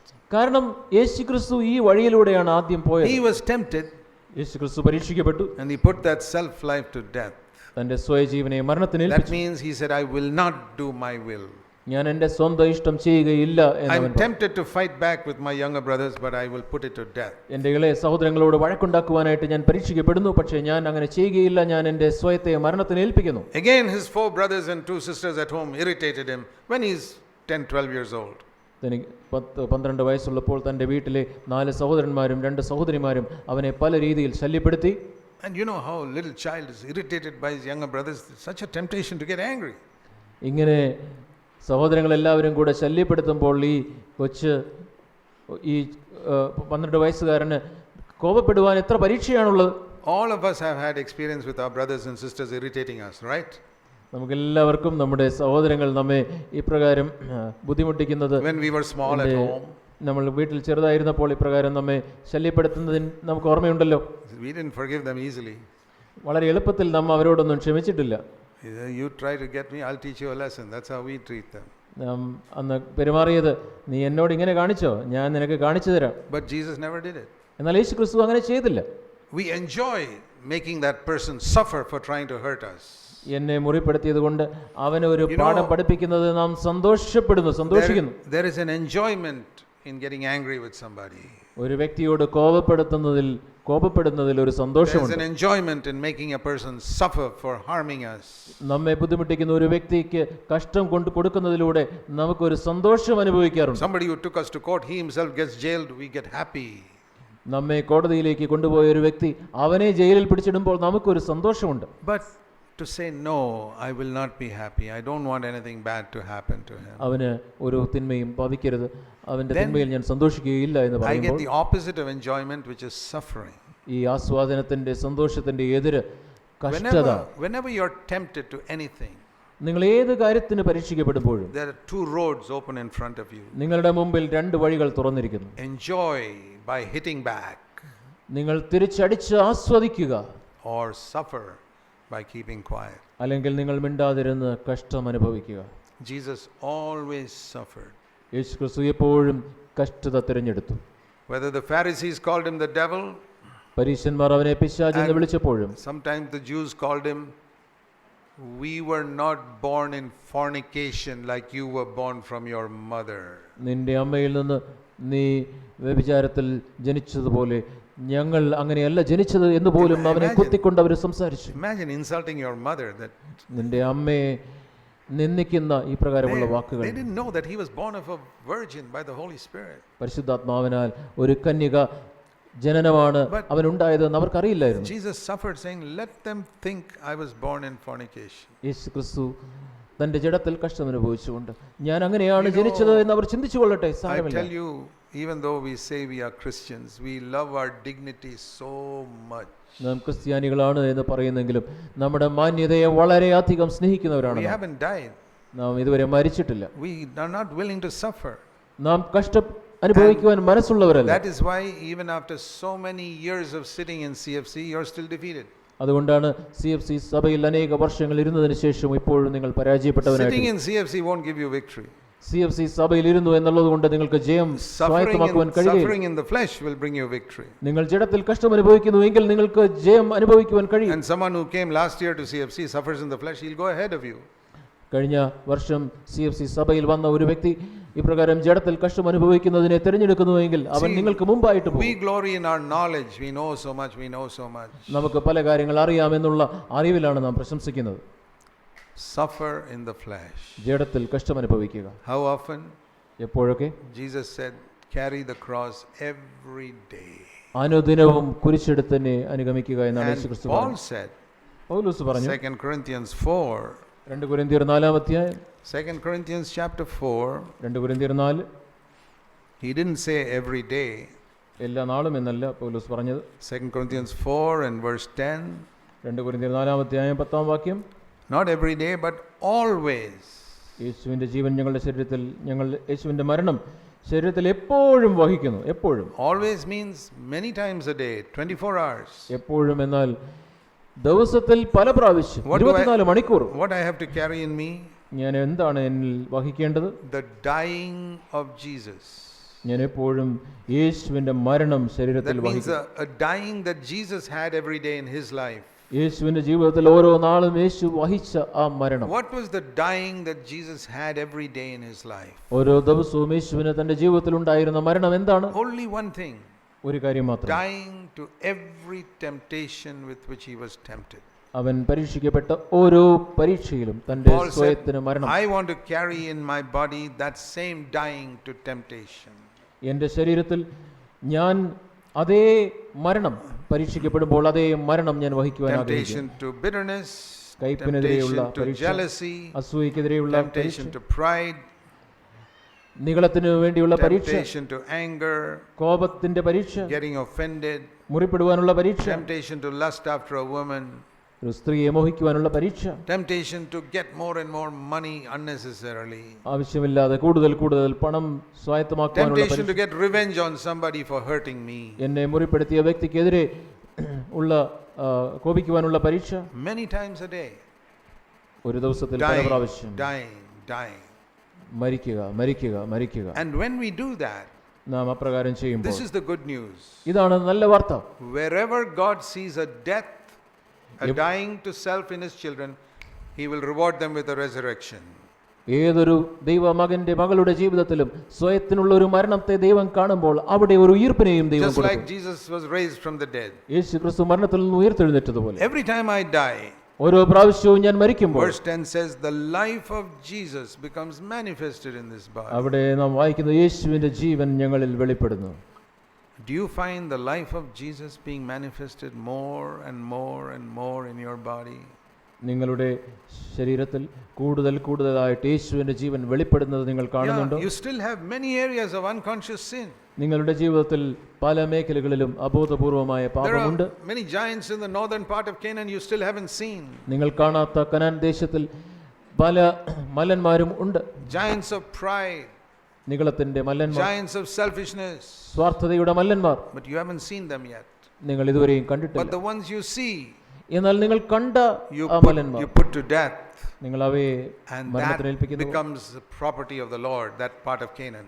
ആ കനാന്റെ ഭാഗം കർത്താവിന്റെ ഭാഗമായി മാറുന്നു, സ്വന്തമായി That മാറുന്നു. is the life of Jesus comes into that area of your life. അല്ലെങ്കിൽ നിങ്ങളുടെ ജീവിതത്തിന്റെ ആ മേഖലയിൽ യേശുക്രിസ്തുവിന്റെ ജീവൻ കടന്നു വരുന്നു. And our whole life is to progressively occupy more and more of the land of Canaan.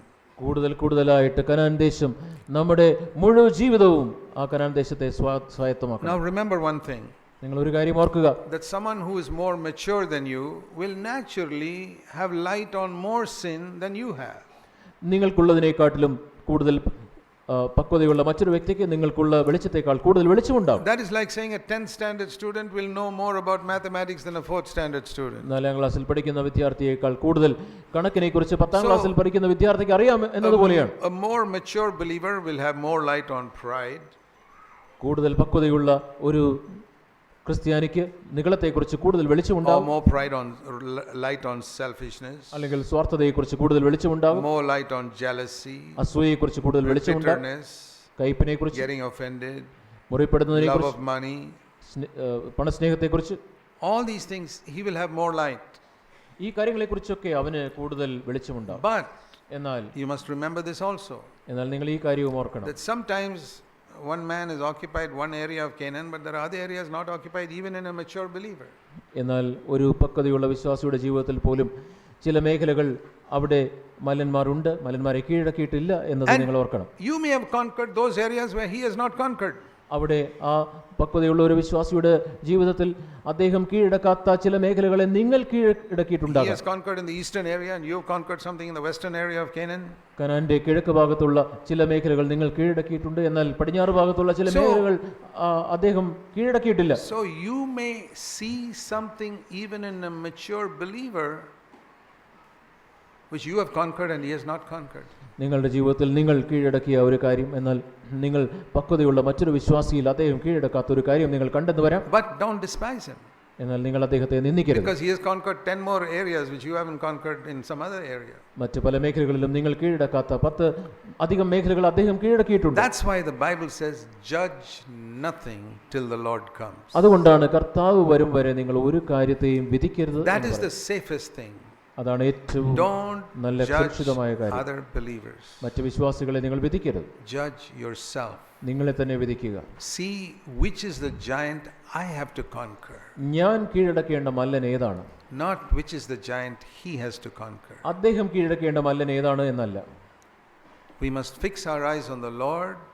നാം കർത്താവിൽ നമ്മുടെ കണ്ണുകളെ ഉറപ്പിക്കണം. Suffered and conquered everything. അവനെ പ്രകാരം എല്ലാറ്റിലും കഷ്ടത തിരഞ്ഞെടുത്ത് കീഴടക്കി I have to follow him. അവനെ നാം അനുഗമിക്കണം. Always bearing in our body the dying of Jesus. എപ്പോഴും ക്രിസ്തുവിന്റെ ജീവനെ, ക്രിസ്തുവിന്റെ മരണത്തെ നമ്മുടെ ജീവിതത്തിൽ വഹിച്ചുകൊണ്ട്. This is the meaning of Paul saying in Philippians 3. Philippi ലേഖനം 3-ാം അധ്യായത്തിൽ പൗലോസ് ഇപ്രകാരം പറയുന്നതിന്റെ when you understand this, many portions of scripture become alive to us. ഈ കാര്യം നാം മനസ്സിലാക്കുമ്പോൾ നമുക്ക് ദൈവവചനത്തിലുള്ള പല കാര്യങ്ങളും നമ്മെ സംബന്ധിച്ചിടത്തോളം ജീവനുള്ളതായി. Philippians 3 ഫിലിപ്പി ലേഖനം 3-ാം അധ്യായം 10-ാം വാക്യം. That I may know Jesus and the power of his resurrection. അവനെയും അവന്റെ പുനരുത്ഥാനത്തിന്റെ ശക്തിയെയും അറിയുന്നത്. Is he talking about the resurrection of his body finally? അവസാന നാളിലുള്ള അവന്റെ മരണത്തിൽ നിന്ന് അവൻ ഉയർത്തെഴുന്നേറ്റ ആ ശരീരത്തിൽ നിന്നുള്ള ഉയർപ്പിനെ കുറിച്ചാണോ സംസാരിക്കുന്നത്? No. That he says in verse 20 and 21, when Jesus comes, he will raise up my body. 20-21 വാക്യങ്ങളിൽ യേശുക്രിസ്തു വരുമ്പോൾ എന്റെ മർത്യ ശരീരത്തെ, ഞാൻ മരിച്ചു കിടക്കുന്ന എന്നെ ഉയർപ്പിക്കുമെന്ന് അവിടെ നാം വായിക്കുന്നു. Before that resurrection, എന്നാൽ ആ ഉയർപ്പിന് മുമ്പ് I want to experience a part of his resurrection in my life today. ഇന്ന് ഞാൻ അവന്റെ പുനരുത്ഥാനത്തിന്റെ ശക്തി എന്റെ ജീവിതത്തിൽ അനുഭവിക്കുവാൻ ആഗ്രഹിക്കുന്നു. And that is by putting self to death in some areas where God gives me light. എനിക്ക് ദൈവം വെളിച്ചം തരുന്ന ആ മേഖലകളിൽ എൻ്റെ സ്വയത്തെ മരണത്തിൽ ഞാൻ So, ഏൽപ്പിക്കുന്നതിലൂടെയാണ്. why should we not judge another person? എന്തുകൊണ്ടാണ് നാം മറ്റൊരു വ്യക്തിയെ വിധിക്കരുത് എന്ന് പറയുന്നതിൻ്റെ കാരണം? Because we say God may not have given him light on that yet. ആ പ്രത്യേക മേഖലയിൽ ആ വ്യക്തിക്ക് ദൈവം വെളിച്ചം കൊടുത്തിട്ടുണ്ടാവുകയില്ല. He has not yet come to that area of Canaan. കനാന്റെ ആ മേഖലയിലേക്ക് അവൻ ഇതുവരെ വന്നിട്ടുണ്ടാവുകയില്ല. Maybe you conquered it a few years ago and you've gone on. ഒരുപക്ഷെ നിങ്ങൾ ചില വർഷങ്ങൾക്ക് മുമ്പ് ആ മേഖലയെ കീഴടക്കി നിങ്ങൾ മുമ്പോട്ട് പോയിട്ടുണ്ടാവും. He is still fighting in some other area. അദ്ദേഹം മറ്റു ചില മേഖലകളിൽ അദ്ദേഹം പോരാടിക്കൊണ്ടിരിക്കുകയാണ്. Maybe he has conquered some giant you have not conquered. നിങ്ങൾ കീഴടക്കാത്ത മറ്റു ചില മല്ലന്മാരെ അദ്ദേഹം കീഴടക്കിയിട്ടുണ്ടാവും. When you are concentrating on the eastern area of Canaan, he's been concentrating on the western area. He's conquered some giants you have not even seen. നിങ്ങൾ കനാന്റെ കിഴക്ക് ഭാഗത്ത് ആണ് നിങ്ങൾ ഇപ്പോൾ യുദ്ധം ചെയ്തുകൊണ്ടിരിക്കുന്നത്. അദ്ദേഹം പടിഞ്ഞാറ് ഭാഗത്തുള്ള പല മല്ലന്മാരെ നിങ്ങൾ ഇതുവരെ കണ്ടിട്ടില്ലാത്തതിനെ കീഴടക്കിയിട്ടുണ്ടാവും. Sometimes you see in a young believer some wonderful quality that you don't even see in an older believer. അതുകൊണ്ടാണ് ചിലപ്പോൾ ഒരു ചെറുപ്പക്കാരനായ വ്യക്തിയിൽ മുതിർന്ന പ്രായമുള്ള ഒരു വ്യക്തിയിൽ പോലും കണ്ടെത്തുവാൻ കഴിയാത്ത പല നല്ല ഗുണങ്ങൾ നിങ്ങൾക്ക് കാണുവാൻ കഴിയുന്നത്. That's why we should not judge anybody. അതുകൊണ്ടാണ് നാം ആരെയും വിധിക്കുവാൻ പാടില്ല എന്ന്. If you understand these simple principles in the God's word, ദൈവവചനത്തിലെ ഈ ലളിതമായ പ്രമാണങ്ങൾ നിങ്ങൾ your മനസ്സിലാക്കുക, life will be very happy. നിങ്ങളുടെ ജീവിതം വളരെ സന്തോഷഭരിതമായിരിക്കും. That's why I've often said, അതുകൊണ്ടാണ് ഞാൻ വീണ്ടും വീണ്ടും പറഞ്ഞിട്ടുള്ളത്, the happiest people in the world are those who never judge anyone else but always judge themselves. തങ്ങളെ തന്നെ വിധിക്കുകയും മറ്റാരെയും ഒരിക്കൽ പോലും വിധിക്കാതിരിക്കുകയും ചെയ്യുന്ന വ്യക്തിയാണ് ഈ ലോകത്തിലെ ഏറ്റവും സന്തോഷവാനായവൻ. I want to say that to all of you young people. നിങ്ങൾ ചെറുപ്പക്കാരായ നിങ്ങളോടൊക്കെ ഞാൻ പറയട്ടെ, I know from my life what a tremendous temptation it is to judge other people. മറ്റു വ്യക്തികളെ വിധിക്കുക എന്നുള്ളത് എത്ര വലിയ ഒരു പരീക്ഷയാണ് എന്ന് എനിക്കറിയാം. എൻ്റെ When I was converted at the age of 20, nobody told me this. 20 വയസ്സ് പ്രായമുള്ളപ്പോൾ ഞാൻ രക്ഷിക്കപ്പെട്ട വ്യക്തിയാണ്. അന്ന് ആരും എന്നോട് ഈ കാര്യം പറഞ്ഞില്ല. Nobody told me stop judging others and judge yourself only. മറ്റ് വ്യക്തികളെ നീ വിധിക്കരുത്, നിന്നെ തന്നെ മാത്രമേ നീ വിധിക്കാവൂ എന്ന് ആരും എന്നോട് പറഞ്ഞില്ല. I would have been a much happier person. അന്ന് എന്നോട് ഞാനത് കേട്ടിരുന്നെങ്കിൽ ഞാൻ കുറച്ചുകൂടെ സന്തോഷമുള്ള വ്യക്തിയായി മാറുമായിരുന്നു. I learned this all much later. എന്നാൽ നാളുകൾക്ക് ശേഷമാണ് ഞാൻ ഈ കാര്യങ്ങളൊക്കെ പഠിച്ചത്. Don't judge anyone till Jesus comes. യേശു ക്രിസ്തു വരുന്നത് വരെ ഒരു വ്യക്തിയെയും നിങ്ങൾ വിധിക്കരുത്. That is in the word of God in 1 Corinthians 4. 1 കൊരിന്ത്യർ 4-ാം അധ്യായത്തിൽ നമുക്ക് അത് വായിക്കാം. 1 കൊരിന്ത്യർ 4-ാം അധ്യായം 5-ാം വാക്യം. Don't pass judgment before the time. സമയത്തിന് മുമ്പേ ഒന്നും വിധിക്കരുത്. When is the time? എപ്പോഴാണ് സമയം? Wait till the Lord comes. കർത്താവ് വരുവോളം. Then he will bring to light two things. അന്ന് അവൻ വരുമ്പോൾ രണ്ട് കാര്യങ്ങൾ അവൻ വെളിപ്പെടുത്തി കൊണ്ടുവരും. All the things that are hidden in darkness in a person's life, ഒരു വ്യക്തിയുടെ ജീവിതത്തിൽ ഇരുട്ടിൽ മറഞ്ഞിരിക്കുന്ന എല്ലാ which കാര്യങ്ങളും he tried to hide from others, മറ്റുള്ളവരിൽ നിന്നും അവൻ മറച്ചു വെക്കുവാൻ ശ്രമിച്ച കാര്യം, and all the motives with which he did so many good things, പല നല്ല കാര്യങ്ങൾ അവൻ ചെയ്തതിന്റെ ഉദ്ദേശത്തെയും ദൈവം വെളിപ്പെടുത്തും. then you will see, അപ്പോൾ നിങ്ങൾ then കാണും, every man's praise will come from God. അപ്പോഴാണ് ദൈവത്തിൽ നിന്നും ഓരോ വ്യക്തിക്കും So പുകഴ്ച God is ഉണ്ടാവുക. going to judge according to the hidden things in your life and according to your motives. നിങ്ങളുടെ ജീവിതത്തിൽ മറഞ്ഞിരിക്കുന്ന കാര്യങ്ങൾ, നിങ്ങളുടെ ഉദ്ദേശങ്ങൾ, ഇതിനനുസരിച്ചാണ് നിങ്ങളെ ദൈവം വിധിക്കുവാൻ In പോകുന്നത്. that day when everybody's life will come on the video screen, അന്ന് എല്ലാവരുടെ ജീവിതവും ഒരു വീഡിയോ സ്ക്രീനിൽ പോലെ വെളിച്ചത്ത് വരുമ്പോൾ then you can judge every person. അന്ന് നിങ്ങൾക്ക് ഓരോ വ്യക്തിയും വിധിക്കുവാൻ And കഴിയും. that day, ആ ദിവസം many who are first will be last. മുമ്പന്മാരായിരിക്കുന്ന പലരും പിമ്പന്മാരായി മാറും. And some people who are last you will see were godly people. പുറകിൽ പിൻപന്മാരെന്ന ചിലർ മുമ്പന്മാരാകുമ്പോൾ അവരുടെ ജീവിതം എത്ര നല്ലതായിരുന്നു എന്ന് നിങ്ങൾ കാണും. He didn't say all who are first will be last, but many who are first will be last. മുമ്പന്മാരായിരുന്ന എല്ലാവരും പിമ്പന്മാരാകുമെന്നല്ല പറഞ്ഞത്. There are അതിൽ ചിലർ, some godly elders, ചില ദൈവഭക്തരായ മൂപ്പന്മാരുണ്ട്. and some elders can be hypocrites. ചില മൂപ്പന്മാർ കാപട്യക്കാരായിരിക്കാനും Okay, സാധ്യതയുണ്ട്. don't worry, God will expose them. നിങ്ങൾ ഭാരപ്പെടേണ്ട, ദൈവം അവരുടെ ജീവിതം പുറത്തു കൊണ്ടുവരും. I have seen through the years in CFC churches in 40 years കഴിഞ്ഞ 40 വർഷമായി CFC സഭകളിലൂടെ ഞാൻ കണ്ടിട്ടുണ്ട് that if an elder brother has got a secret jealousy of someone, ഏതെങ്കിലും ഒരു വ്യക്തിയോട് ഒരു രഹസ്യമായ അസൂയ സൂക്ഷിക്കുന്ന ഒരു മൂത്ത സഹോദരനുണ്ടെങ്കിൽ, or he's got a desire for prominence, അല്ലെങ്കിൽ അദ്ദേഹത്തിന് ഒരു പ്രധാന സ്ഥാനത്തിന് വേണ്ടിയുള്ള താല്പര്യമുണ്ടെങ്കിൽ, or a desire to put down another elder so that he comes up, അല്ലെങ്കിൽ മറ്റൊരു മൂപ്പനെ താഴേക്ക് കൊണ്ടുവന്ന് തനിക്ക് മുമ്പോട്ട് വരണമെന്നുള്ള ഒരു താല്പര്യമുണ്ടെങ്കിൽ, God may wait 15-20 years, but he will expose him finally. 15-20 വർഷം ദൈവം കാത്തിരുന്നെന്ന് വരാം, പക്ഷേ അവസാനം നിങ്ങളെ ദൈവം പുറത്തു കൊണ്ടുവരും. Some of you don't know all that has happened in Kerala churches. നമ്മുടെ സഭകളിൽ സംഭവിച്ചതെന്ന് നിങ്ങൾക്കറിയില്ല. I know. എനിക്കറിയാം. And I know the reason why some people, some elders fell away from us. നമ്മിൽ നിന്നും ചില മൂപ്പന്മാർ എന്തുകൊണ്ടാണ് വിട്ടുപോയത് എന്നതിന്റെ കാരണം എനിക്കറിയാം. It is because these hidden things which others did not know. മറ്റുള്ളവർ അറിയാത്ത മറ്റ് ഇപ്രകാരമുള്ള കാര്യങ്ങൾ അവർ ഹൃദയത്തിൽ സൂക്ഷിച്ചതുകൊണ്ടാണ്. But God saw it and exposed it. ദൈവം അത് കണ്ടു. ദൈവം അത് ദൈവത്തിന്റെ സമയത്ത് പുറത്തു കൊണ്ടുവന്നു. And God says, you are jealous of somebody else coming up above you? നിങ്ങളുടെ മുകളിൽ ഒരു വ്യക്തി എഴുന്നേറ്റ് വരുന്നതിന് നിങ്ങൾക്ക് അസൂയയുള്ളവനാണോ? Then I will push you down. അങ്ങനെയെങ്കിൽ നിങ്ങളെ ഞാൻ തള്ളി താഴെയിടും. God will only oppose the proud. ദൈവം നിഗളികളോട് മാത്രമാണ് എതിർത്തു നിൽക്കുക. And he will exalt the humble. താഴ്മയുള്ളവരെ അവൻ ഉയർത്തും. And there is no partiality with God. ദൈവത്തിന് മുഖപക്ഷമില്ല. So it is God who does it. ദൈവമാണ് അത് ചെയ്യുന്നത്. Man doesn't do it. മനുഷ്യനല്ല അത് ചെയ്യുന്നത്. God appoints an elder, God removes an elder. ദൈവം ഒരു മൂപ്പനെ നിയമിക്കുന്നു, ഒരു മൂപ്പനെ ദൈവം നീക്കുന്നു. God himself does it. ദൈവം തന്നെയാണ് അത് ചെയ്യുന്നത്. When they fall away, I'm not surprised. അവരെ പ്രകാരം വിട്ടുപോകുമ്പോൾ എനിക്ക് അത്ഭുതം തോന്നാറില്ല. You may be surprised because you don't know all the factors. നിങ്ങൾക്ക് എല്ലാ കാര്യങ്ങളും അറിയാത്തത് കൊണ്ട് ഒരുപക്ഷെ നിങ്ങൾക്ക് അത്ഭുതം തോന്നിയില്ലെന്ന് വരാം. Oh, how did that good brother go away? എങ്ങനെയാണ് ആ നല്ല സഹോദരൻ വിട്ടുപോയത്? Don't worry, don't judge him. One day God will show the real reason. നിങ്ങൾ ഇപ്പോൾ വിധിക്കേണ്ട ആവശ്യമില്ല. യഥാർത്ഥത്തിലുള്ള കാരണം എന്താണ് എന്ന് ഒരു ദിവസം ദൈവം വെളിപ്പെടുത്തും. Let it be a warning to you. എന്നാൽ നിങ്ങൾക്കതൊരു മുന്നറിയിപ്പായിരിക്കട്ടെ. That it can happen to you also. നിങ്ങൾക്കും അത് സംഭവിക്കാം. The Bible says, let him who thinks he stands be careful lest he fall. നിൽക്കുന്നു എന്ന് തോന്നുന്നവൻ താൻ വീഴാതിരിക്കുവാനായിട്ട് സൂക്ഷിക്കട്ടെ എന്ന് ദൈവവചനം So all പറയുന്നു. of us must walk in humility. നാം എല്ലാവരും താഴ്മയിൽ നടക്കണം. Lord, that person was so much better than me, but he fell. Where am I?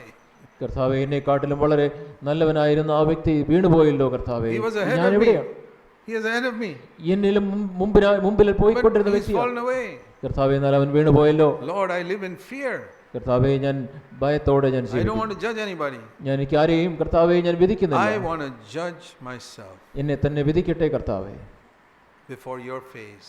കർത്താവേ, അങ്ങയുടെ മുമ്പാകെ ഞാൻ എന്നെ തന്നെ വിധിക്കട്ടെ. The hidden areas of my life, എന്റെ ജീവിതത്തിന്റെ മറഞ്ഞിരിക്കുന്ന the മേഖലകൾ, motives of my heart. എന്റെ ഹൃദയത്തിന്റെ ഉദ്ദേശങ്ങൾ. And I want to suffer in the flesh like Jesus did every day.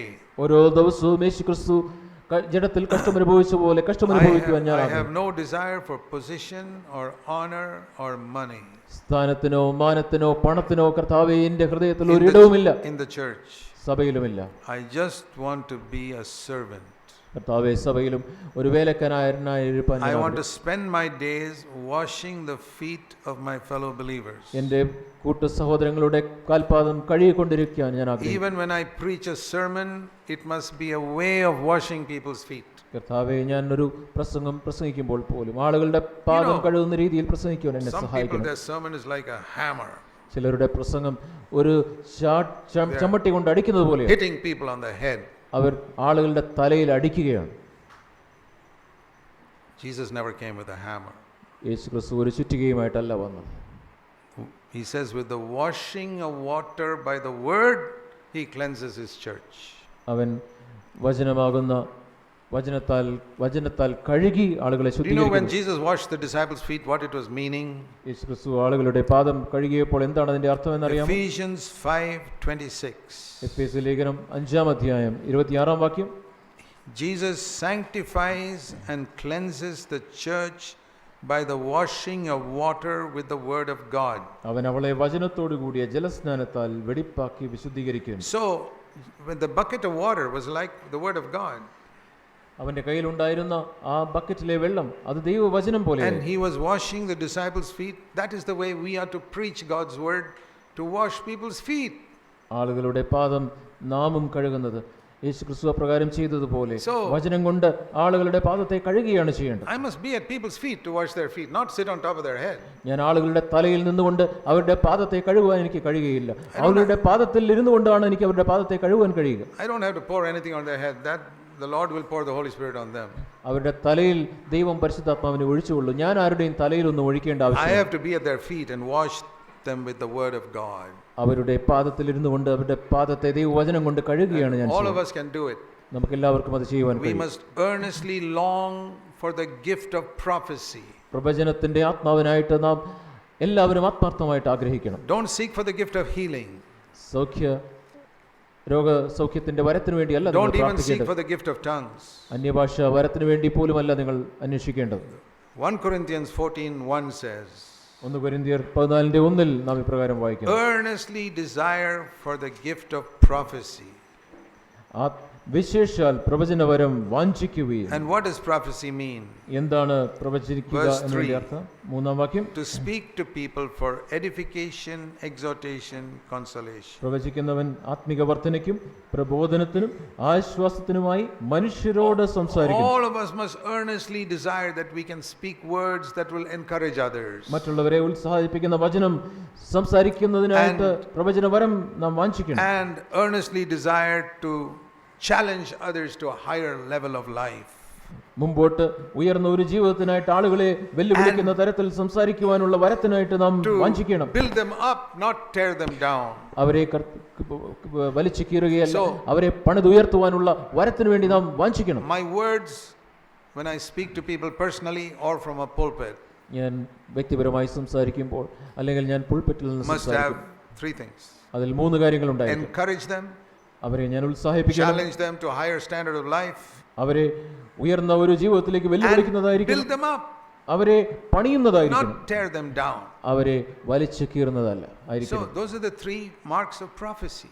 പ്രവചനത്തിന്റെ 3 In the അടയാളങ്ങൾ. Old Testament, prophecy was predicting the future. പഴയ നിയമ കാലഘട്ടത്തിൽ പ്രവചനം എന്ന് പറഞ്ഞാൽ ഭാവി പ്രവചിക്കുന്നതായിരുന്നു. That is very rare in the New Testament, one Agabus among thousands of people. പുതിയ നിയമത്തിൽ അത് വളരെ വിരളമാണ്. ആയിരക്കണക്കിന് ആളുകളുടെ ഇടയിൽ ഒരു Agabus. And they usually speak one sentence. ഒരു പലപ്പോഴും അവർ ഒരു വാക്ക് മാത്രമാണ് You can സംസാരിക്കുന്നത്. know it's a true prophecy if it is fulfilled. അത് നിറവേറുകയാണെങ്കിൽ അതൊരു യഥാർത്ഥ പ്രവചനമാണ് എന്ന് നമുക്ക് Many മനസ്സിലാക്കാം. of today's prophets are not like Agabus. ഇന്നത്തെ പല പ്രവാചകന്മാരും അഗബാസിനെ പോലെയല്ല. Agabus didn't go around collecting money for his prophecies. താൻ ചെയ്യുന്ന പ്രവചനത്തിന് വേണ്ടി പണം പിരിച്ചുകൊണ്ട് അഗബാസ് നടന്നില്ല. But here is another type of prophet. എന്നാൽ ഇവിടെ ഇതാ മറ്റു തരത്തിലുള്ള ഒരു പ്രവാചകൻ. We read in Acts 15 അപ്പോസ്തല പ്രവൃത്തികൾ 15-ാം അധ്യായത്തിൽ നാം വായിക്കുന്നു. and 32. 32-ാം വാക്യം. Judas and Silas were also prophets. യൂദായും ശീലാസും പ്രവാചകന്മാർ ആയിരുന്നു. They did not just say one sentence like Agabus. അഗബാസിനെ പോലെ അവർ ഒരു വാക്ക് പറയുകയായിരുന്നില്ല. They gave a long message and strengthened the brothers and encouraged the brothers. അവർ പല വചനങ്ങളാലും സഹോദരന്മാരെ പ്രബോധിപ്പിച്ച് ഉറപ്പിച്ചു. That is also a prophet. അവർ അവിടെ പറയുന്നത് യൂദയും ശിലാസും പ്രവാചകന്മാരാകൊണ്ട്. Very rare to find such prophets nowadays. ഈ കാലഘട്ടത്തിൽ ഇപ്രകാരമുള്ള പ്രവാചകന്മാരെ കാണുന്നത് Who can വളരെ preach വിരളമാണ്. a long message and encourage and strengthen people. ദീർഘമായി സംസാരിച്ച് ആളുകളെ വചനങ്ങളാൽ സഹോദരന്മാരെ പ്രബോധിപ്പിച്ച് ഉറപ്പിക്കുന്നവർ. Most people after 15-20 minutes they are boring. 15-20 minute കഴിഞ്ഞാൽ മിക്കവാറും ആളുകളും You must seek for the power of the Holy Spirit. നിങ്ങൾ പരിശുദ്ധാത്മാവിന്റെ ശക്തിക്കായിട്ട് The അന്വേഷിക്കണം. anointing of the Holy Spirit. പരിശുദ്ധാത്മാവിന്റെ അഭിഷേകത്തിനായിട്ട് നിങ്ങൾ അന്വേഷിക്കണം. To prophesy to others. മറ്റുള്ളവരെ ഉത്സാഹിപ്പിക്കുവാൻ, പ്രബോധിപ്പിക്കുവാൻ, വെല്ലുവിളിക്കുവാൻ പ്രവചനവരത്തിനായിട്ട് നിങ്ങൾ വാഞ്ചിക്കണം. I have sought that gift for 50 years and I still seek it more today. കഴിഞ്ഞ 50 വർഷമായിട്ട് ആ വരത്തിനായിട്ട് ഞാൻ അന്വേഷിച്ചുകൊണ്ടിരിക്കുന്നു. ഞാൻ ഇപ്പോഴും അന്വേഷിച്ചുകൊണ്ടേയിരിക്കുന്നു. God won't give it to you if you don't seek for it. നിങ്ങൾ അന്വേഷിക്കുന്നു ഇല്ല എങ്കിൽ നിങ്ങൾക്ക് അത് ലഭിക്കുകയില്ല. Is this for sisters also? ഇത് സഹോദരിമാർക്കും കൂടെയാണ്. Acts 2:17. അപ്പോസ്തല പ്രവൃത്തികൾ 2-ാം അധ്യായം I will pour out my spirit. 17-ാം വാക്യം. I will pour out my spirit on all mankind, God says. ദൈവം പറയുന്നത് അന്ത്യകാലത്ത് ഞാൻ സകല ജഡത്തിന്മേലും എൻ്റെ And ആത്മാവിനെ your പകരും. sons and daughters will prophesy. നിങ്ങളുടെ പുത്രന്മാരും പുത്രിമാരും പ്രവചിക്കും. Men and women, verse 18. 18-ാം വാക്യം. ദാസന്മാരും ദാസിമാരും. And they will prophesy, verse 18. 18-ാം വാക്യം. അവരും പ്രവചിക്കും. Old Testament it was always a man. പഴയ നിയമത്തിൽ അത് ഒരു പുരുഷൻ But മാത്രമായിരുന്നു. now all of us can have the Spirit upon us. ഇന്ന് നമുക്കെല്ലാവർക്കും നമ്മുടെ മേൽ ദൈവത്തിന്റെ ആത്മാവ് പകരപ്പെടുവാനുള്ള സാധ്യതയുണ്ട്. They were speaking in tongues there. അവിടെ അവർ അന്യഭാഷയിൽ When സംസാരിച്ചു. they asked, what is this? എന്താണ് ഇത് എന്ന് ചോദിച്ചപ്പോൾ Peter did not say, I'll pour out my spirit and you'll all speak in tongues. ഞാൻ ആത്മാവിനെ നിങ്ങളുടെ മേൽ പകരപ്പെടുമ്പോൾ നിങ്ങൾ എല്ലാവരും അന്യഭാഷയിൽ സംസാരിക്കുമെന്നല്ല പത്രോസ് പറഞ്ഞു. He did not emphasize that. അതിനല്ല He പത്രോസ് said, ഊന്നൽ കൊടുത്തു. you will all prophesy. നിങ്ങളെല്ലാവരും പ്രവചിക്കും. You will speak words in your own language നിങ്ങളുടെ സ്വന്തം ഭാഷയിൽ നിങ്ങൾ and സംസാരിക്കും. encourage people നിങ്ങൾ മറ്റുള്ളവരെ and ഉത്സാഹിപ്പിക്കും, strengthen people. അവരെ നിങ്ങൾ ബലപ്പെടുത്തും. And I want to say to all of you young girls, നിങ്ങൾ ഇവിടെ ചെറുപ്പക്കാരികളായ young പെൺകുട്ടികളെ, boys, ചെറുപ്പക്കാരായ സഹോദരങ്ങളെ, pray for the gift of prophecy, പ്രവചന വരത്തിനായി നിങ്ങൾ വാഞ്ചിക്കുക. to speak even one or two sentences that will encourage and bless other people. മറ്റുള്ളവരെ ഉത്സാഹിപ്പിക്കുകയും ശക്തീകരിക്കുകയും ചെയ്യുന്ന ഒന്ന് രണ്ട് വാക്കുകളെങ്കിലും സംസാരിക്കുവാനുള്ള വരത്തിനായിട്ട് നിങ്ങൾ When you പ്രാർത്ഥിക്കുക. speak on a cell phone, നിങ്ങൾ സെൽഫോണിൽ നിങ്ങൾ സംസാരിക്കുമ്പോൾ also in addition to all that you say one or two sentences to encourage that person also. നിങ്ങൾ പറയുന്ന മറ്റെല്ലാ കാര്യങ്ങളോടും ഒപ്പം നിങ്ങൾ ഒന്ന് രണ്ട് വാക്കുകൾ ആ വ്യക്തിയെ ഉത്സാഹിപ്പിക്കുന്ന വാക്കുകൾ നിങ്ങൾ പറയുക. Somebody comes to visit your home, ചില വ്യക്തികൾ നിങ്ങളെ കാണുവാനായിട്ട് വീട്ടിൽ all വരുമ്പോൾ the things you discuss, നിങ്ങളുടെ ഒത്തിരി കാര്യങ്ങൾ ആ വ്യക്തിയുമായിട്ട് സംസാരിക്കും. before they go away, say some words to encourage them and strengthen them also. ആ വ്യക്തി പോകുന്നതിന് മുമ്പ് ചില വാക്കുകൾ കൊണ്ട് ആ വ്യക്തിയെ നിങ്ങൾ താങ്ങുക, ഉത്സാഹിപ്പിക്കുക. Lord, give me a word to encourage them, strengthen them. കർത്താവേ, ആ വ്യക്തിയെ താങ്ങുവാൻ ബലപ്പെടുത്തുവാൻ എനിക്കൊരു വാക്കങ്ങ് നൽകണമേ. Encourage and strengthen one another as husband and wife at home. ഭർത്താവും ഭാര്യയും എന്ന നിലയിൽ നിങ്ങൾ അന്യോന്യം നിങ്ങൾ ഉത്സാഹിപ്പിക്കുക, ബലപ്പെടുത്തുക. Every one of us can prophesy നമുക്ക് എല്ലാവർക്കും പ്രവചിക്കുവാൻ കഴിയും. and get rid of criticism and finding fault. നിങ്ങൾ ആളുകളെ കുറ്റപ്പെടുത്തുന്നതും ആളുകളുടെ കുറ്റം കണ്ടുപിടിക്കുന്നതും സംസാരിക്കുന്നതും ഒക്കെ നിങ്ങൾ നിർത്തുക. There may be so many things wrong with so many people in the church. സഭയിൽ പല ആളുകളുടെ ജീവിതത്തിലും പല കുറവുകളും ഉണ്ടായിരിക്കാം. Leave them to God. അവരെ ദൈവത്തിന് വിട്ടുകൊടുക്കുക. If they are bad, like God has removed some people already, He will remove those also. Don't worry. അവരെ തെറ്റ് ഉള്ളവരാണ്, അവരുടെ ജീവിതം ശരിയല്ല എങ്കിൽ ചിലരെ ദൈവം നീക്കിയതുപോലെ അവരെയും ദൈവത്തിന്റെ സമയത്ത് നീക്കിക്കൊള്ളും. The Lord waited for a long time before He removed Judas Iscariot. യൂദാസ് ഇസ്കറിയോത്തിനെ നീക്കുന്നതിന് മുമ്പ് ദൈവം ഒത്തിരി നാൾ കാത്തിരുന്നു. God allowed Demas to work with Paul for a long time, then He removed him one day. അനേക വർഷങ്ങൾ പൗലോസിനോടൊപ്പം ജോലി ചെയ്യുവാനായിട്ട് പ്രവർത്തിക്കുവാനായിട്ട് ദൈവമാസനെ ദൈവം അനുവദിച്ചു, പക്ഷേ അതിനുശേഷം അവനെ നീക്കിക്കളഞ്ഞു. God may wait a long time before He removes somebody from the church. സഭയിൽ നിന്ന് ഒരു വ്യക്തിയെ നീക്കുന്നതിന് മുമ്പ് അനേക നാളുകൾ ദൈവം കാത്തിരുന്നെന്ന് വരാം. So you don't have to do that. God is the one who removes, God is the one who adds. ദൈവമാണ് ഒരു വ്യക്തിയെ ചേർക്കുന്നത്, ദൈവമാണ് ഒരു വ്യക്തിയെ നീക്കുന്നത്. നിങ്ങൾ ഒന്നും ചെയ്യേണ്ട ആവശ്യമില്ല. See, I'll show you in closing Acts chapter 2. അപ്പോസ്തല പ്രവൃത്തികൾ 2-ാം അധ്യായത്തിൽ ഞാൻ അവസാനമായിട്ട് ഒരു കാര്യം കൂടെ കാണിക്കട്ടെ. This is the mark of a church that God blesses. ദൈവം അനുഗ്രഹിക്കുന്ന സഭയുടെ അടയാളം ഇതാണ്. Verse 47. 47-ാം വാക്യം. The Lord adds to their number those who are being saved. രക്ഷിക്കപ്പെടുന്നവരെ ദിനം പ്രതി സഭയോട് ചേർത്തുകൊണ്ടിരുന്നു. God adds. ദൈവമാണ് സഭയോട് ചേർക്കുന്നത്. Little by little. കർത്താവ് കുറേശ്ശെയായിട്ട് സഭയോട് Those who want to be saved from sin, not anybody. എല്ലാവരെയുമല്ല, പാപത്തിൽ നിന്ന് രക്ഷപ്പെടുവാൻ ആഗ്രഹിക്കുന്ന ആളുകളെ. And one more verse which is the opposite of that. അതിന്റെ എതിർ ആയിട്ടുള്ള മറ്റൊരു വാക്യം കൂടെ ഞാൻ കാണിക്കട്ടെ. സെഫന്യാവിന്റെ പുസ്തകം. How many of you can turn quickly to Zephaniah? സെഫന്യാവിന്റെ പുസ്തകത്തിലേക്ക് നിങ്ങൾക്ക് എത്ര പേർക്ക് വളരെ പെട്ടെന്ന് തിരിക്കുവാനായിട്ട് കഴിയും? You must know where the Bible's books are. ബൈബിളിലെ പുസ്തകങ്ങൾ എവിടെയാണ് എന്ന് നിങ്ങൾക്ക് വളരെ പെട്ടെന്ന് അറിയാൻ കഴിയണം. Have you read it, children? നിങ്ങൾ കുഞ്ഞുങ്ങളെ, നിങ്ങൾ അത് വായിച്ചിട്ടുണ്ടോ? When you meet Zephaniah in heaven, he'll ask you, "Did you read my book?" സെഫന്യാവിനെ നിങ്ങൾ സ്വർഗ്ഗത്തിൽ കാണുമ്പോൾ എന്റെ പുസ്തകം നിങ്ങൾ വായിച്ചിട്ടുണ്ടോ എന്ന് സെഫന്യാവ് നിങ്ങളോട് ചോദിക്കും. You'll say, "Your book, where was that?" സെഫന്യാവിന്റെ പുസ്തകം അത് എവിടെയാണ്? You say, "I only wrote 2 pages and you didn't read it." 2 പേജേ ഞാൻ എഴുതിയിട്ടുള്ളൂ, പക്ഷേ നിങ്ങൾ അത് വായിച്ചിട്ടില്ലേ? Read it. നിങ്ങൾ അത് വായിക്കുക. Zephaniah chapter 3. സെഫന്യാവ് 3-ാം അധ്യായം verse 11. 11-ാം വാക്യം. Middle of the verse. ആ വാക്യത്തിന്റെ മധ്യഭാഗം. I will remove from your midst your proud exulting ones, and no one will ever be proud again in my holy church. അന്നാളിൽ ഞാൻ നിന്റെ മധ്യേ നിന്ന് നിന്റെ ഗർവോല്ലസന്മാരെ നീക്കിക്കളയും, നീ എന്റെ വിശുദ്ധ പർവ്വതത്തിൽ ഇനി ഗർവിക്കാതിരിക്കുകയും ചെയ്യുന്നത് കൊണ്ട്. Holy mountain today is the church. ആ വിശുദ്ധ പർവ്വതം ഇന്ന് ദൈവത്തിന്റെ സഭയാണ്. I will remove the proud exulting ones. അവിടെ ഗർവത്തിൽ ഉല്ലസിക്കുന്ന ആളുകളെ ദൈവസഭയിൽ നിന്ന് നീക്കിക്കളയും. I will leave among you, verse 12, a humble lowly people. താഴ്മയും ദാരിദ്ര്യവുമുള്ള ഒരു ജനത്തെ അവരുടെ നടുവിൽ, and they will take refuge in the name of the Lord. അവർ യഹോവയുടെ നാമത്തിൽ ശരണം പ്രാപിക്കും. And the Lord says, I'll remove the liars. ചതിവ് പറയുന്നവരെ അവിടെ നിന്ന് നീക്കിക്കളയുമെന്ന് ദൈവം പറയും. The remnant that is left behind, verse 13, will not tell any lies. അവിടെ ശേഷിപ്പുള്ളവർ ഭോഷ്ക് പറയുകയില്ല, നീതികേട് പ്രവർത്തിക്കുകയില്ല. Deceitful tongue in their mouth. അവരുടെ നാവിൽ ചതിവ് ഉണ്ടാവുകയില്ല. Then verse 17, the Lord your God will be in your midst as a victorious warrior. അതിനെ തുടർന്ന് നാം 17-ാം വാക്യത്തിൽ വായിക്കുന്നു, നിന്റെ ദൈവമായ യഹോവ രക്ഷിക്കുന്ന വീരനായി നിന്റെ മധ്യേ ഇരിക്കുന്നു.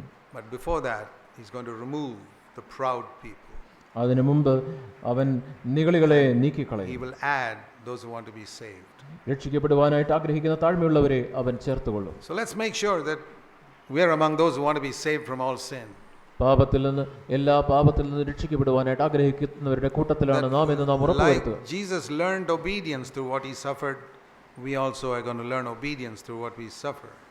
യേശു ക്രിസ്തു കഷ്ടം അനുഭവിച്ചതിലൂടെ അനുസരണം പഠിച്ചതുപോലെ നാമും കഷ്ടം അനുഭവിക്കുന്നതിലൂടെ അനുസരണം പഠിക്കണം. Let's pray. നമുക്ക് പ്രാർത്ഥിക്കാം. Heavenly Father, സർവ്വസ്വനായ പിതാവേ, please help us to live according to the light we have. നമുക്കുള്ള വെളിച്ചത്തിനനുസരിച്ച് ഞങ്ങൾക്കുള്ള വെളിച്ചത്തിനനുസരിച്ച് ജീവിക്കുവാൻ അങ്ങ് ഞങ്ങളെ To സഹായിക്കും. whom much is given, much is required.